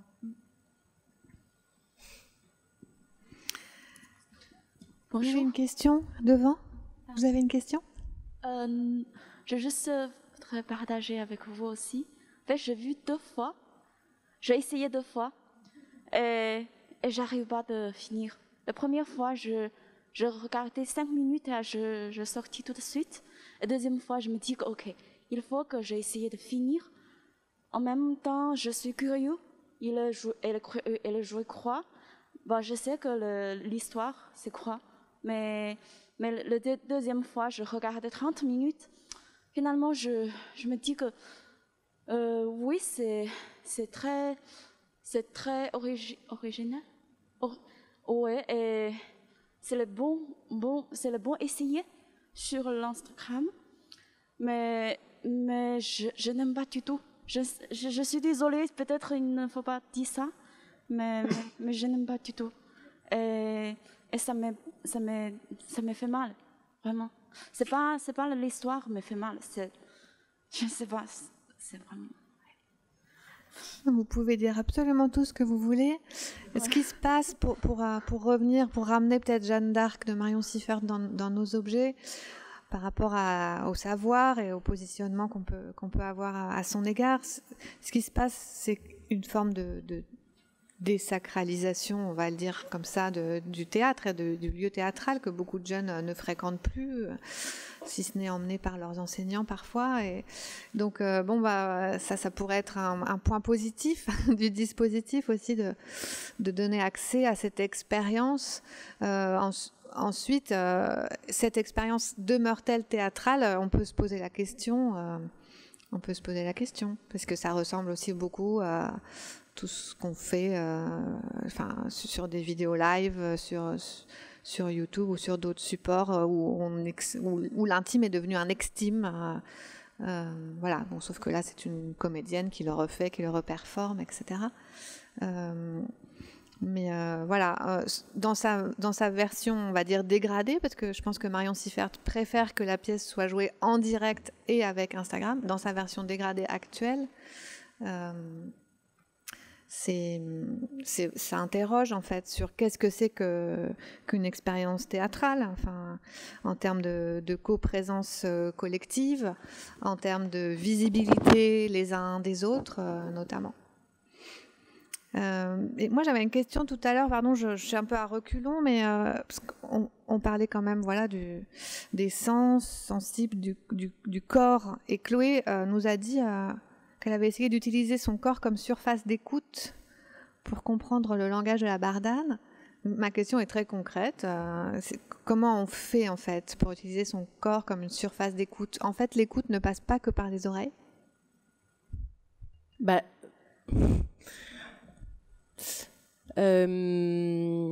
C'est passé par un travail de corps assez élémentaire en fait, à savoir qui a commencé avec je dirais un refus ou un détour de la verticalité. Donc je pouvais être seule dans un espace de travail, et il y avait donc la plante, donc pas la bardane mais toujours une doublure avant qu'on la crée, et c'était pour moi être allongée, fermer les yeux, traverser des états de présence en proximité avec la bardane, mais pas forcément très proche, différentes relations spatiales également, en me disant, donc en proposant des sortes d'hypothèses fictives, en me disant j'écoute avec mes pieds, ou j'écoute avec la plante de mes pieds, ou j'écoute avec le derrière de ma tête, ou j'écoute d'une oreille distraite, d'un coup d'oreille, comme disait Eric ce matin. C'était des hypothèses en fait, et après je rentre dedans comme dans du jeu en fait, comme une consigne de jeu. Alors après, c'est pas à moi de dire, ce sera le public, hein, mais il me semble qu'en tout cas moi ça m'a déplacée. Ça m'a permis en tout cas, je crois, de développer un rapport avec la plante au plateau qui n'était pas qu'un rapport haptique. C'est-à-dire que je fais quasiment tout pour ne pas la saisir, pour ne pas m'en emparer, pour ne pas la toucher, pour ne pas la manipuler. Et donc, pour ne pas m'en approcher trop près non plus. Il y avait des formes de proximité entre la plante et le masque, par exemple, hein, le masque de théâtre. Et ça, à mon sens, ça m'a permis de développer un autre état d'écoute, une écoute aussi plus diffractée en fait, moins ciblée, une écoute peut-être moins intensifiée, moins dirigée unilatéralement comme ça, et oui, plus diffractée, plus circulaire et moins verticale. Mais c'était essentiellement des exercices de corps, et je l'ai évoqué très rapidement, mais c'est vrai que travailler à partir de la technique des viewpoints que je connaissais pas avant m'a bien aidé. Donc certains viewpoints, hein, comme la question de la réaction kinesthésique, par exemple. Donc qu'est-ce que me fait la plante juste de sa présence? Comment est-ce qu'elle m'agit? Comment le fait qu'on s'échange nos airs me mobilise, m'anime. La réaction kinesthésique, c'était très utile. La relation et la question de l'architecture, qui est aussi un viewpoint. Hein. Donc, quand tu rentres dans un espace, jusqu'où il va cet espace, jusqu'où tu vois, jusqu'où tu t'enracines. Est-ce que tu es immobile dans cet espace? Comment tu travailles une immobilité en mobilité, qui est pour moi la grande problématique de la plante, hein, qui est enracinée, mais qui ne cesse de s'accroître par le haut et par le bas. Voilà, quelques accroches de travail. Merci.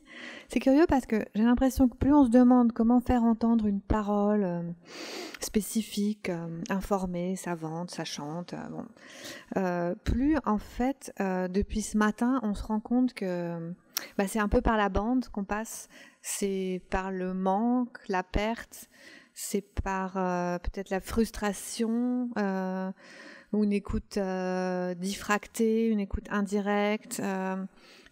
Depuis ce matin, c'est comme si en fait, il s'agissait de susciter du désir, de l'attention pour cette chose sachante, mais pas forcément d'entrer directement frontalement en contact avec elle, mais que par l'écoute s'ouvrait un espace pour cette parole qui peut-être sera activé plus tard, a posteriori, chez nous, en allant lire ou en allant réécouter quelque chose.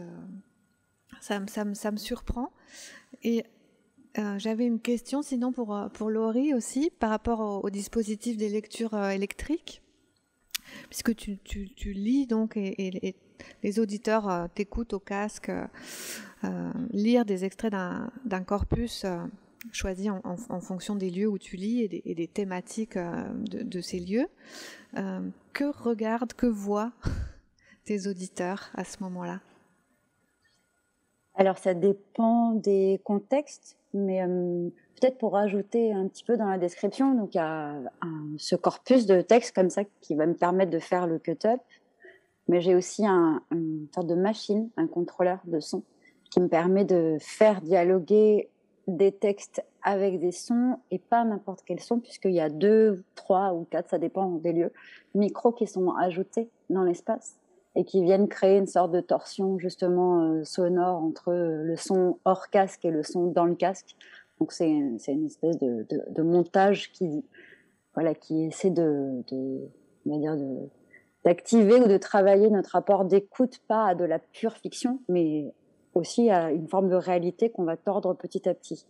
Et donc pour le regard, selon les contextes, soit on oriente les assises pour que les auditeurs soient dans des points de vue particuliers. Donc, quand on l'a fait dans des cadres d'exposition, comme au Centre Beaubourg, là, c'était le paysage, c'était celui du commissariat d'œuvres. Donc, il fallait décider vers où les auditeurs allaient regarder, vers quelle œuvre, entre quelle œuvre, ou dos à quelle œuvre, ou vers quel couloir, etc. Ou alors, quand c'est dans des rapports extérieurs, c'est d'essayer de trouver toujours l'antre qui fait que la personne va se sentir à la fois solitaire, comme dans l'acte de lecture d'un livre, on est tout seul face à un livre, et à la fois en proximité ou en rapport avec un groupe qui vit exactement la même expérience qu'elle. Donc c'est de trouver toujours cet endroit physique qui fait qu'on peut s'oublier seul en écoutant le texte lu, comme on aurait lu seul un texte dans un train sur un fauteuil, etc. Et en même temps, on a conscience qu'il y a 15, 20, 30 autres câbles qui partent vers d'autres auditeurs en même temps que nous. Et c'est ce petit endroit entre qui m'intéresse, de permettre, en tout cas, de ne pas couper la possibilité à l'auditeur d'oublier qu'il est avec ou d'oublier qu'il est tout seul.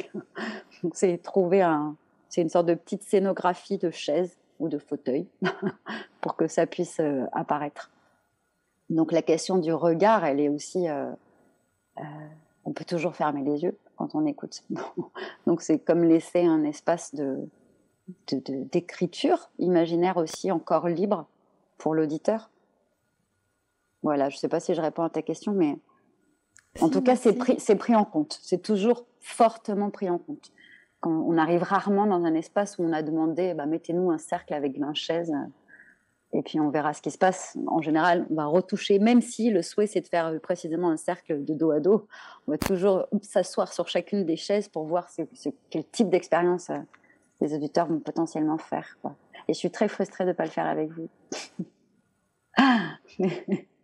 Merci Laurie. Est-ce qu'il y a des questions dans la salle? On a 2 micros qui peuvent circuler, ou des réactions par rapport à l'expérience vécue. N'hésitez pas. Oui.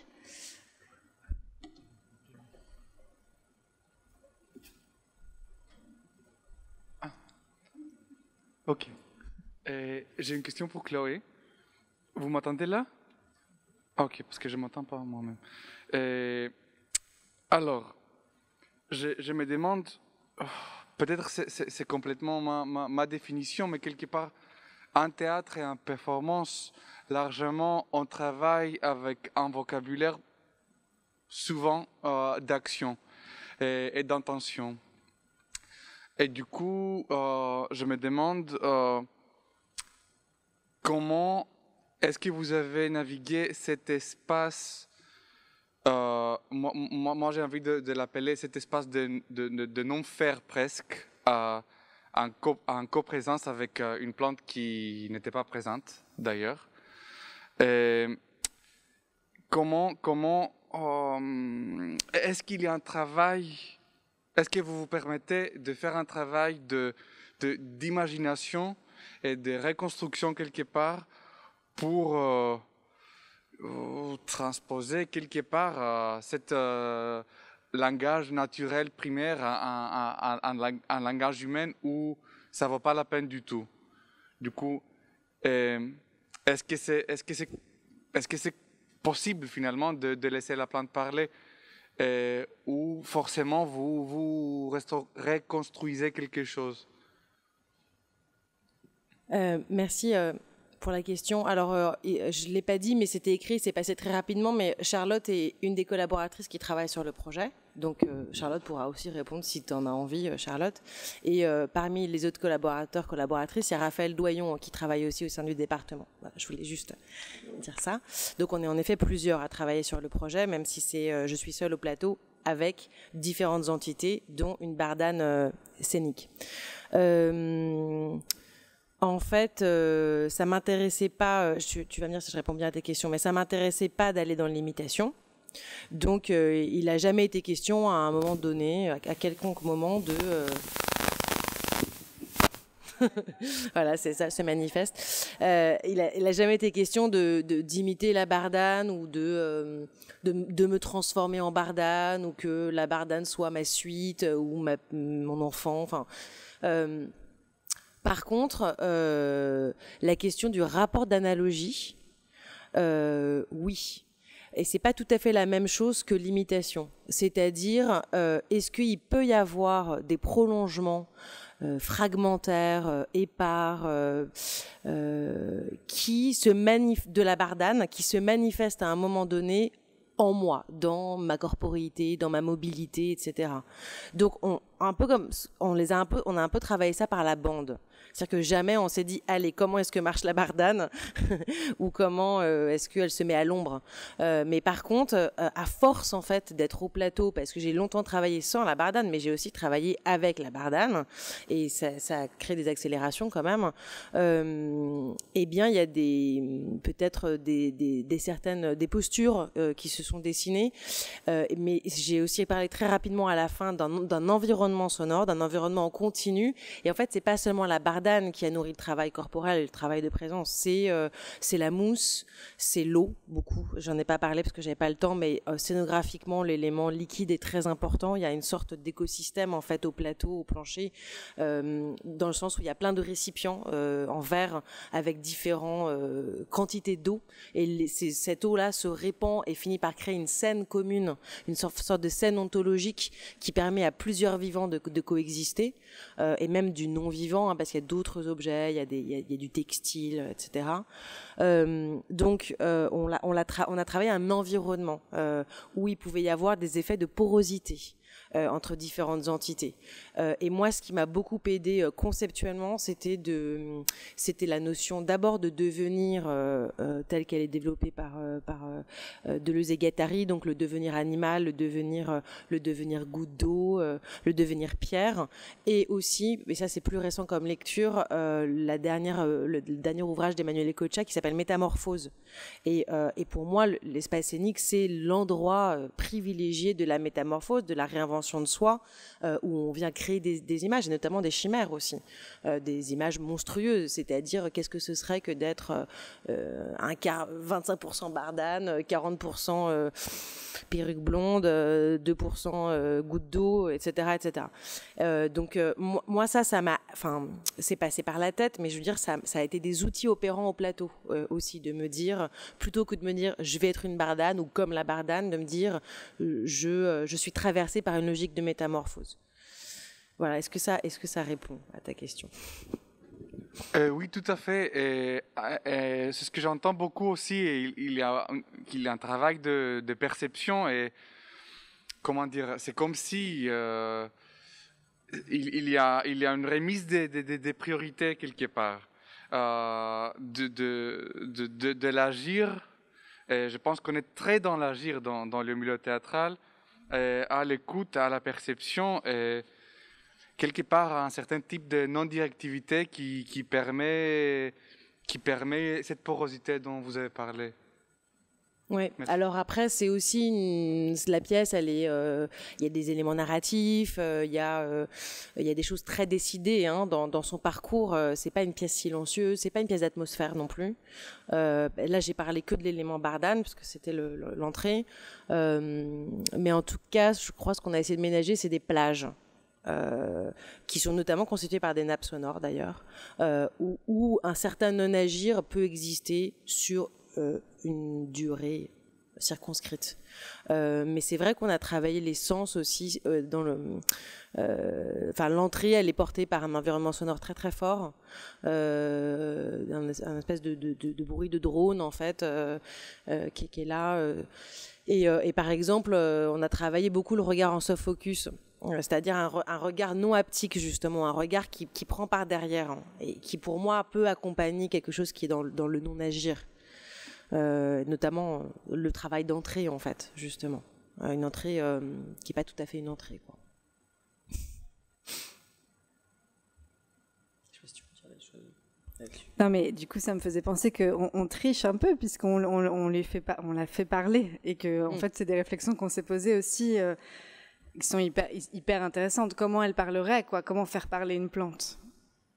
Donc la question de la voix de la plante, ça a été toute une réflexion. La qualité du son, de comment elle va parler, cette plante. Et puis il y a du coup quelque chose qui se tisse aussi avec la voix de Chloé, puisque cette Bardane a une relation, il y a vraiment une relation avec Chloé. Donc là aussi, on essaye d'engager quelque chose dans le mélange des voix, quoi, entre ces deux corps, êtres qui se parlent. Mais c'est vrai que ça fait vraiment penser à ça. Finalement, on est obligé de trouver quand même des expédients un peu artificiels pour donner une voix à cette plante. Mais c'est hyper intéressant, en fait, de réfléchir à la voix de la plante, le son de la voix de la plante. Après, j'ai rencontré un écoacousticien. J'ai découvert des métiers, écoacousticien, phytosociologue. Alors, phytosociologue, je crois que c'était la sociologie des plantes. Je me disais, c'est génial. Qu'est-ce que c'est que la sociologie? C'est pas tout à fait ça, mais et en fait, oui, il y a les végétaux émettent des ondes, mais la Bardane, ça reste une hypothèse pour l'instant. La Bardane, spécifiquement la Bardane, on ne sait pas. Donc, à partir de là, parce qu'on était vraiment parti sur un travail de création sonore où je me disais on va translater, on va utiliser des logiciels peut-être en captant des ondes, et c'était pas probant scientifiquement. On a essayé plein de choses, on a essayé les sous-titres, on a essayé des machines à sous-titres, on a essayé des textes que moi j'aurais montré comme ça, j'aurais agi en fait le texte de la Bardane, et puis on est reparti sur la voix, et puis après on a fait tout un casting de voix qui est peut-être pas tout à fait fini, et j'ai pas eu le temps d'en parler non plus, mais on a pensé très jeune ou très âgé. Donc on a fait des essais avec mon fils, et on trouvait ça intéressant que ce soit vraiment très jeune, puis moi ça me mobilisait à un certain endroit. On n'a pas fait des essais avec très âgés, mais on voulait le faire. On a pensé Marguerite Duras aussi, mais elle n'était pas disponible, mais Marguerite Duras c'était une bonne référence pour nous dire oui, c'est la voix de Marguerite Duras, c'est une voix de la nuit, la Bardane, c'est Marguerite Duras, quoi. Et puis il y a tout un travail de relation qu'on fait où en fait dont parle Charlotte, où la voix de la Bardane et ma voix chantent ensemble. On chante presque, idéalement on s'échange nos voix d'une certaine manière. Mais...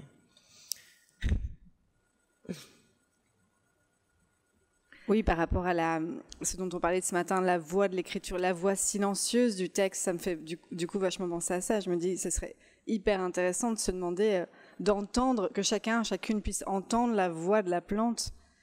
Comme quand on lit un texte, on entend la voix du texte de manière singulière. Mais voilà, ça demande, pour le traduire au plateau, c'est complexe. Donc on est passé par forcément l'émission d'une voix, quoi.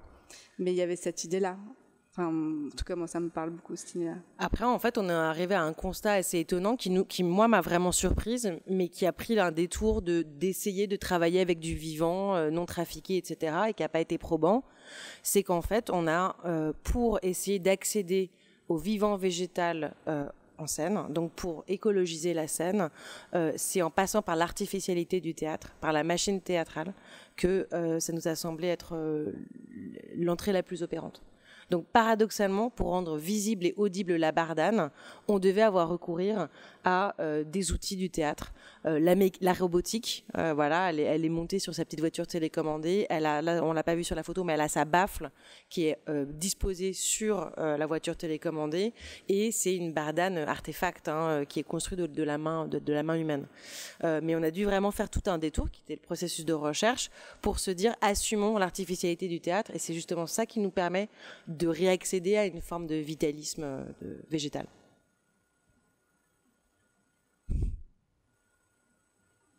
Merci.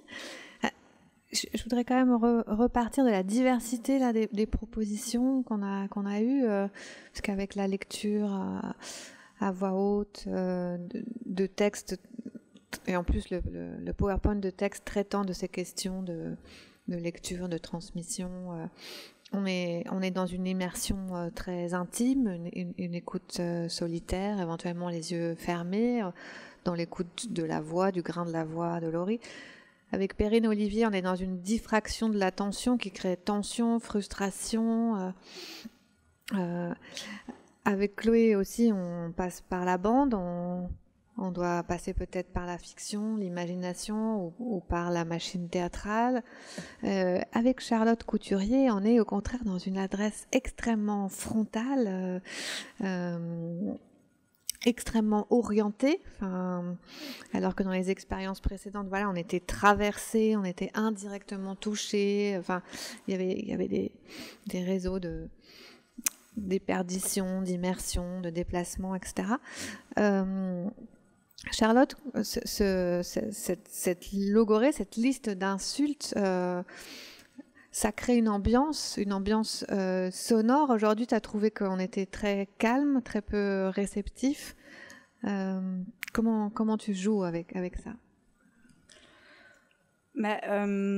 Déjà la semaine dernière et déjà le 8 mars, je l'ai joué en public, donc c'était la première fois en extérieur, c'était la première fois où je jouais avec un public masqué, mais c'était en extérieur. Et donc à chaque fois, c'est des conditions quand même différentes où il faut s'adapter aussi aux lieux, à l'acoustique qui sont différents. Mais c'est vrai que le point commun de ces 3 dernières expériences, c'est le masque. Et pour moi, l'expérience est complètement différente. D'ailleurs, vous l'avez vu, Marion et Chloé, donc peut-être aussi, vous pouvez en témoigner, mais de l'interaction, de la façon dont ça réagit et ça vibre avec le public, évidemment, c'est pas du tout la même chose. Mais aujourd'hui, il y avait un élément différent qui est celui de l'image. Et là, je ne sais pas, c'est une première. Mais effectivement, comme tu dis, la proposition, elle est très frontale. Comme je vous le dis, il y a différentes manières de réagir. En général, ça crée des émotions assez fortes et qui sont visibles. C'est-à-dire, je vois des gens rire, je vois des gens pleurer, je vois des gens vraiment réagir très très fort en fait à ces insultes. Et il y a des gens pour qui la confrontation visuelle, l'adresse directe, ils sont très réceptifs. Et il y en a pour qui c'est difficile. Et du coup, je me suis dit que l'image pourrait être créer un détour dont tu parlais pour les personnes qui justement sont plus réceptifs au visuel de l'écran, d'une projection à lire. Alors là, il n'y a pas beaucoup de texte, mais il y a des images qui sont très parlantes et qui sont de la matière plus globale, qui véhicule plein de choses par rapport au rôle de l'insulte sexiste notamment, enfin toute une réflexion autour de ça. Du coup, je pense que l'image là peut offrir aussi un espèce de rempart pour des personnes pour qui cette adresse directe, elle serait trop forte. Enfin voilà, c'était ça que je voulais tester aujourd'hui, c'était l'hypothèse. Et c'est sûr que le contexte d'adresse varie beaucoup parce que cette parole d'insulte sexiste, elle véhicule implicitement tout un discours derrière, un discours féministe, un discours d'émancipation, de contestation, etc. Donc on pourrait dire que la parole sachante, c'est pas directement toi qui la porte, mais qu'avec ces insultes, tu viens la réactiver ou l'activer chez nous. Et là, selon les contextes, elle va s'activer de manière très différente. Nous, on a vu cette performance, Chloé et moi, dans une soirée, dans un club queer, une soirée très militante. Donc elle venait comme confirmer un discours et elle était encouragée, applaudie. Ici, je ne sais pas, elle a plus peut-être un effet de seuil dans d'autres endroits de prise de conscience. Donc c'est toujours pareil, c'est comme si le meilleur moyen en fait de faire passer quelque chose de sachant, d'informé, etc. C'était de ne pas vouloir le faire entendre ou passer trop directement. Enfin, ça me frappe aujourd'hui. En tout cas, de réactiver cette liberté d'écoute dont on parlait aussi ce matin, que permet plus le sonore que le visuel. Enfin, c'est-à-dire qu'on peut on peut fermer les yeux, bien sûr, mais on peut avoir une écoute plus sélective. On a un choix, on est moins habitué peut-être à orienter, on est plus déstabilisé dès que ça passe par le sonore et la voix. C'est-à-dire que l'intention qu'il y a derrière les insultes, c'est évidemment la réappropriation de ces insultes et le fait de les... Donc c'est là où emmène la performance, en fait, dans l'idée de vraiment accueillir les gens et de dire, voilà, c'est vous, je vous salue, vous êtes comme ça, nous sommes comme ça. Et effectivement, ça s'adresse expressément à des personnes qui sont insultées, mais dans des contextes qui sont où cette insulte, elle est dégradante. Et là, l'intention, c'est vraiment c'est un phénomène effectivement militant, c'est un processus effectivement militant de dire, ok, tu me traites de salope, ok. Et en fait, vider le terme, l'énoncé de sa substance pour se le réapproprier et voilà, dépasser en fait cette marque ou cette assignation qui a été faite par une insulte qu'en général, évidemment, on a reçu sans l'avoir cherché à la solliciter. Et donc, c'est effectivement ce propos militant, il peut être reconnu par des gens qui ont l'habitude, donc dans des groupes effectivement queer ou féministes, les personnes, et c'est souvent dans ces cadres-là que je présente la performance, elle est plus problématique quand c'est pas le public en question, parce que les gens peut-être ne comprennent pas forcément le code, l'intention. Là, le public identifie tout de suite, oui, je sais, je suis traitée de pute constamment, donc il y a un effet collectif de collectivement se réapproprier et jubiler de les entendre pour les détourner, en fait, pour les dépasser. Oui. Oui, je voulais juste dire, en fait, moi, du coup, je l'ai vu 2 fois parce que je suis le cours de Chloé. Hein. Et là, la différence, c'était le fait qu'on ne voit pas tout ton corps. Parce qu'on a l'impression que la dernière fois que tu te mettais comme toute nue et qu'on te tirait dessus, que tu t'auto-tirais dessus. Et là, le fait d'être derrière une table et de parler, en fait, c'est pas du tout le même rapport. Hein. Ouais. Et même moi, j'entendais pas les choses de la même façon. Même si les images derrière, c'était intéressant, c'est surtout qu'il n'y avait pas ton corps qui était offert, en fait, en pâture comme ça. Oui, parce que là, je suis dans une position d'autorité, en fait, donc je vous insulte de manière très violente. Enfin, moi, je l'ai ressenti comme ça. Hein. Pas à ce point-là, mais moi, je l'ai pas ressenti comme ça. Mais en tout cas, il y avait quelque chose de s'offrir et je sais pas comment, de mettre les pieds dans le plat, d'ouvrir sur la table et d'ouvrir le sac comme ça, qui faisait moins, qui agissait moins cette fois-ci. Oui, forcément. Et je pense que le petit décalage, c'est parce que c'est vraiment super. Quand on voit en entier, puis en plus je me souviens, tu avais mis une jolie robe un peu à paillettes, enfin voilà, il y avait tout ça qui jouait aussi. Oui, bien sûr, ouais. C'est la forme, c'est la vraie forme de la performance. Ouais, tout à fait. Voilà, c'est tout ce que je voulais. Merci. Oui, non, mais ça correspond à ce que je ressens. Merci. Oui. D'accord. Je voulais juste te dire, je me posais la question, pourquoi est-ce que la performance, elle est plutôt... Enfin, vous restez immobile lors de la performance, vous vous déplacez pas. Et je me demandais pourquoi est-ce que... Enfin, c'est un choix, j'imagine. Et pourquoi rester là et pas se déplacer Après, je me suis demandé, est-ce que c'est pour laisser place à la voix, à tout ce qui est sonore, pour que ça puisse... pour qu'il y ait cette immersion-là, et que peut-être en se déplaçant, on la perdrait. Voilà, donc c'est un peu tout ça ce que je pense. Quel déplacement tu imagines ? Ça dépend en fonction de là où est placé le public, mais je sais pas, je voudrais plutôt zigzaguer entre le public et puis... Passer dans le public ? Oui, ça les forcerait peut-être à se tourner, et du coup l'écoute, elle serait encore plus accentué, je pense. Voilà. C'est rigolo. Je ne sais pas quoi répondre parce que il y a un objet, je vous l'ai mis là, et d'ailleurs ça a été évoqué, je crois que c'est Laurie qui en a parlé dans son Pichikuchi, c'est le rouleau. le rouleau qui, en fait, le mot rôle au théâtre vient du rouleau. Donc, c'était le support écrit sur lequel le texte des acteurs qui ne connaissaient pas forcément le texte par cœur, mais qui avaient donc ces rouleaux, qui se promenaient avec leur rouleau de texte. Et donc, j'ai repris cette idée parce que j'ai eu aussi le problème de l'apprentissage par cœur de ce texte, que j'ai finalement résolu en disant que c'était impossible. Vraiment, je n'y arrivais pas, malgré ma mémoire et ma faculté à apprendre des textes plutôt bonne. Là, il y avait quelque chose qui résistait et qui n'avait pas de sens non plus. Mais en fait, je pense que ce serait très intéressant et ça permettrait peut-être plus de mobilité si à un moment le texte était effectivement connu par cœur, su par cœur. Et donc là, j'ai résolu ça avec le rouleau. Et donc c'est vrai que déjà, ce rouleau qui joue à vue, puisque au fur et à mesure, les insultes se déroulent et deviennent vraiment une espèce de chose exhaustive qui prend une place importante. Voilà, si tu veux, tout le déplacement, il est canalisé dans ce mouvement-là, qui est quand même qu'il faut gérer techniquement. Ça, avec le micro et l'adresse. Donc, il y a déjà beaucoup de choses qui se passent, en fait. Donc, j'ai besoin à ce moment-là d'avoir mes appuis. Je suis contrainte par cette forme de la lecture à vue que j'essaye de rendre la plus invisible, tout en visibilisant l'aspect exhaustif. Mais en fait, voilà, j'essaye que ça se voit le moins possible que je connais pas le texte par cœur, en fait. Donc c'est pour ça que je suis moins mobile.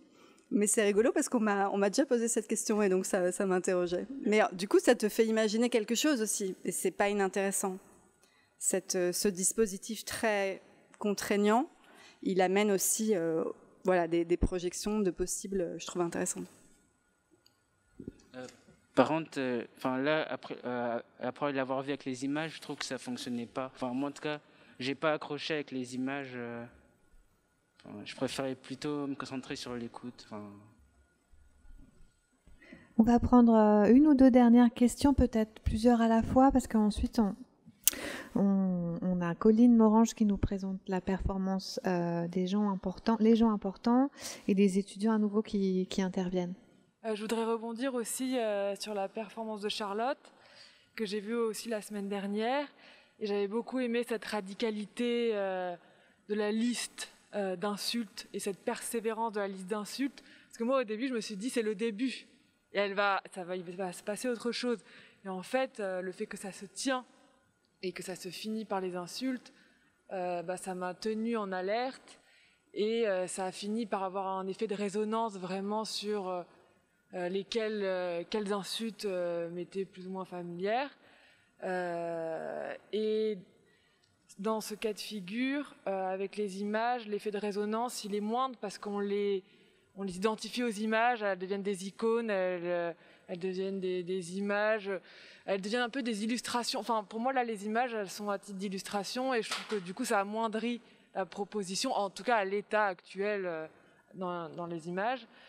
Et que s'il devait avoir image, pour ma part, ça exigerait une relation aiguë entre les mots et les images, en termes de rythme aussi, parce que là, j'avais un rythme très un peu arbitraire, et qu'on se dit pourquoi telle image sur tel type d'insulte, et des fois c'était lié, des fois pas du tout. Enfin, j'y mettais pas de sens ou de choix ou le fait que ça soit vraiment une contradiction avec les mots. Et du coup, ça m'a gênée. En fait, elles m'ont gênée plus qu'autre chose là dans ce dispositif actuel. On va prendre des questions aussi pour Laurie, Perrine et Olivier éventuellement, puisque Charlotte et Chloé étant en présence, on pourra continuer dans les pauses ou après à discuter. Est-ce que vous avez des questions pour nos invités téléprésents ? Oui, devant. Ah.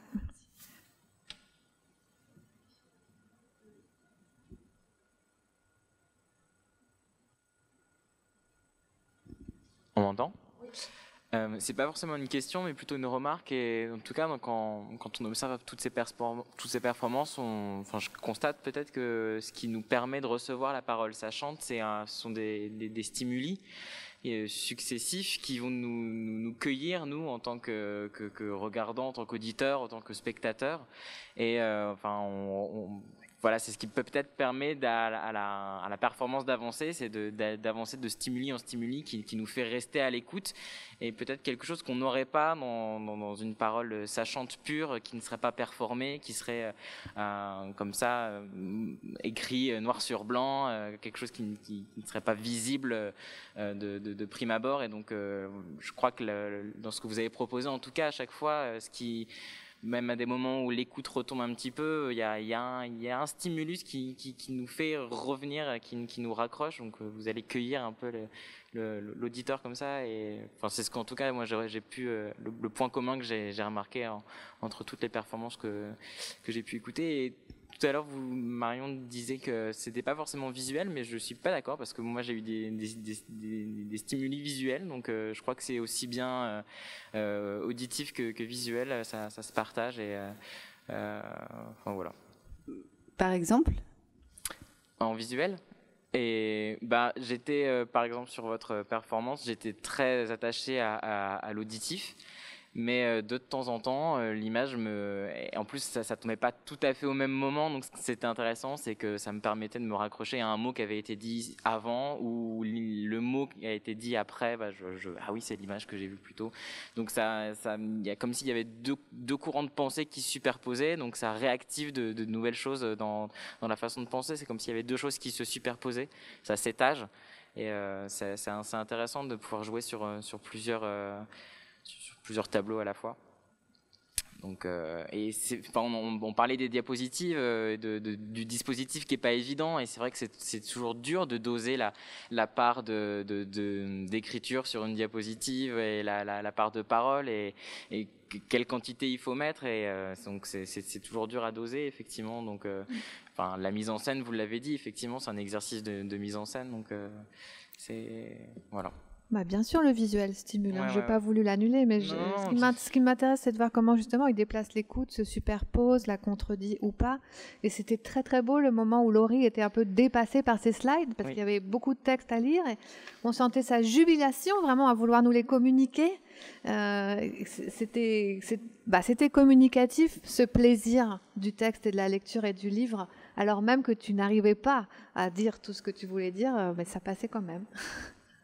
Un peu sur le rapport entre image et son pour Laurie et Perrine et Olivier. En fait, moi, ce à quoi j'ai prêté attention, et ça m'a surprise, c'était si on avait vos visages ou pas. C'est-à-dire que Laurie, on avait ta petite fenêtre, nous, dans notre écran à droite, donc beaucoup plus petite que le texte de ta slide. Mais moi, c'était plutôt de façon prédominante ton visage que je regardais, et notamment tes expressions faciales, puisque là, on est en masque, et que j'aimais beaucoup voir tes expressions, comment toi, tu réagissais aux slides qui allaient trop vite, et que je regardais moins que je ne regardais ton visage. Moi, j'étais avec ça. Et Perrine et Olivier, comme on n'avait pas vos visages et vos voix, alors j'ai vraiment imaginé mais malgré moi, c'est comme ça. Je vous ai imaginé dans une pièce, donc je me disais qui est à gauche, qui est à droite, est-ce qu'il se lance des signes, vas-y, c'est à toi de parler, etc. Et j'ai entendu très fort alors apparemment c'était le bruit du paquet de chamallows, parce que vous en avez un, mais moi j'ai entendu le bruit de la banquise qu'on voyait en image avant. Et comme je voyais pas clairement, si j'avais vu l'image du paquet de chamallows, j'aurais jamais pensé à la banquise. Mais le fait de pas le voir, ça m'a déplacé phoniquement, on va dire. Ça décale un peu par rapport à ce qui est dit peut-être, mais là, ce qui me frappe moi c'est cette histoire de texte en fait, que le fait d'être dans des performances, et le fait que le moment où tu as montré ton rouleau, Charlotte, pour moi, ça renvoyait à une histoire de phylactère dans la tradition juive, d'avoir le rouleau de la prière avec soi.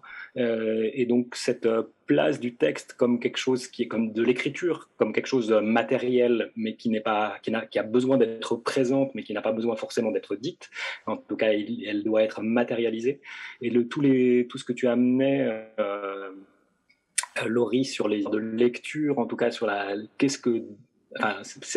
c'est plus sur la lecture que sur le texte, mais cette histoire de texte, et pour nous c'est une continuité de pitcher, coachiser comme ça, c'était une continuité de l'human text, donc une performance qui ne fonctionne qu'avec du texte.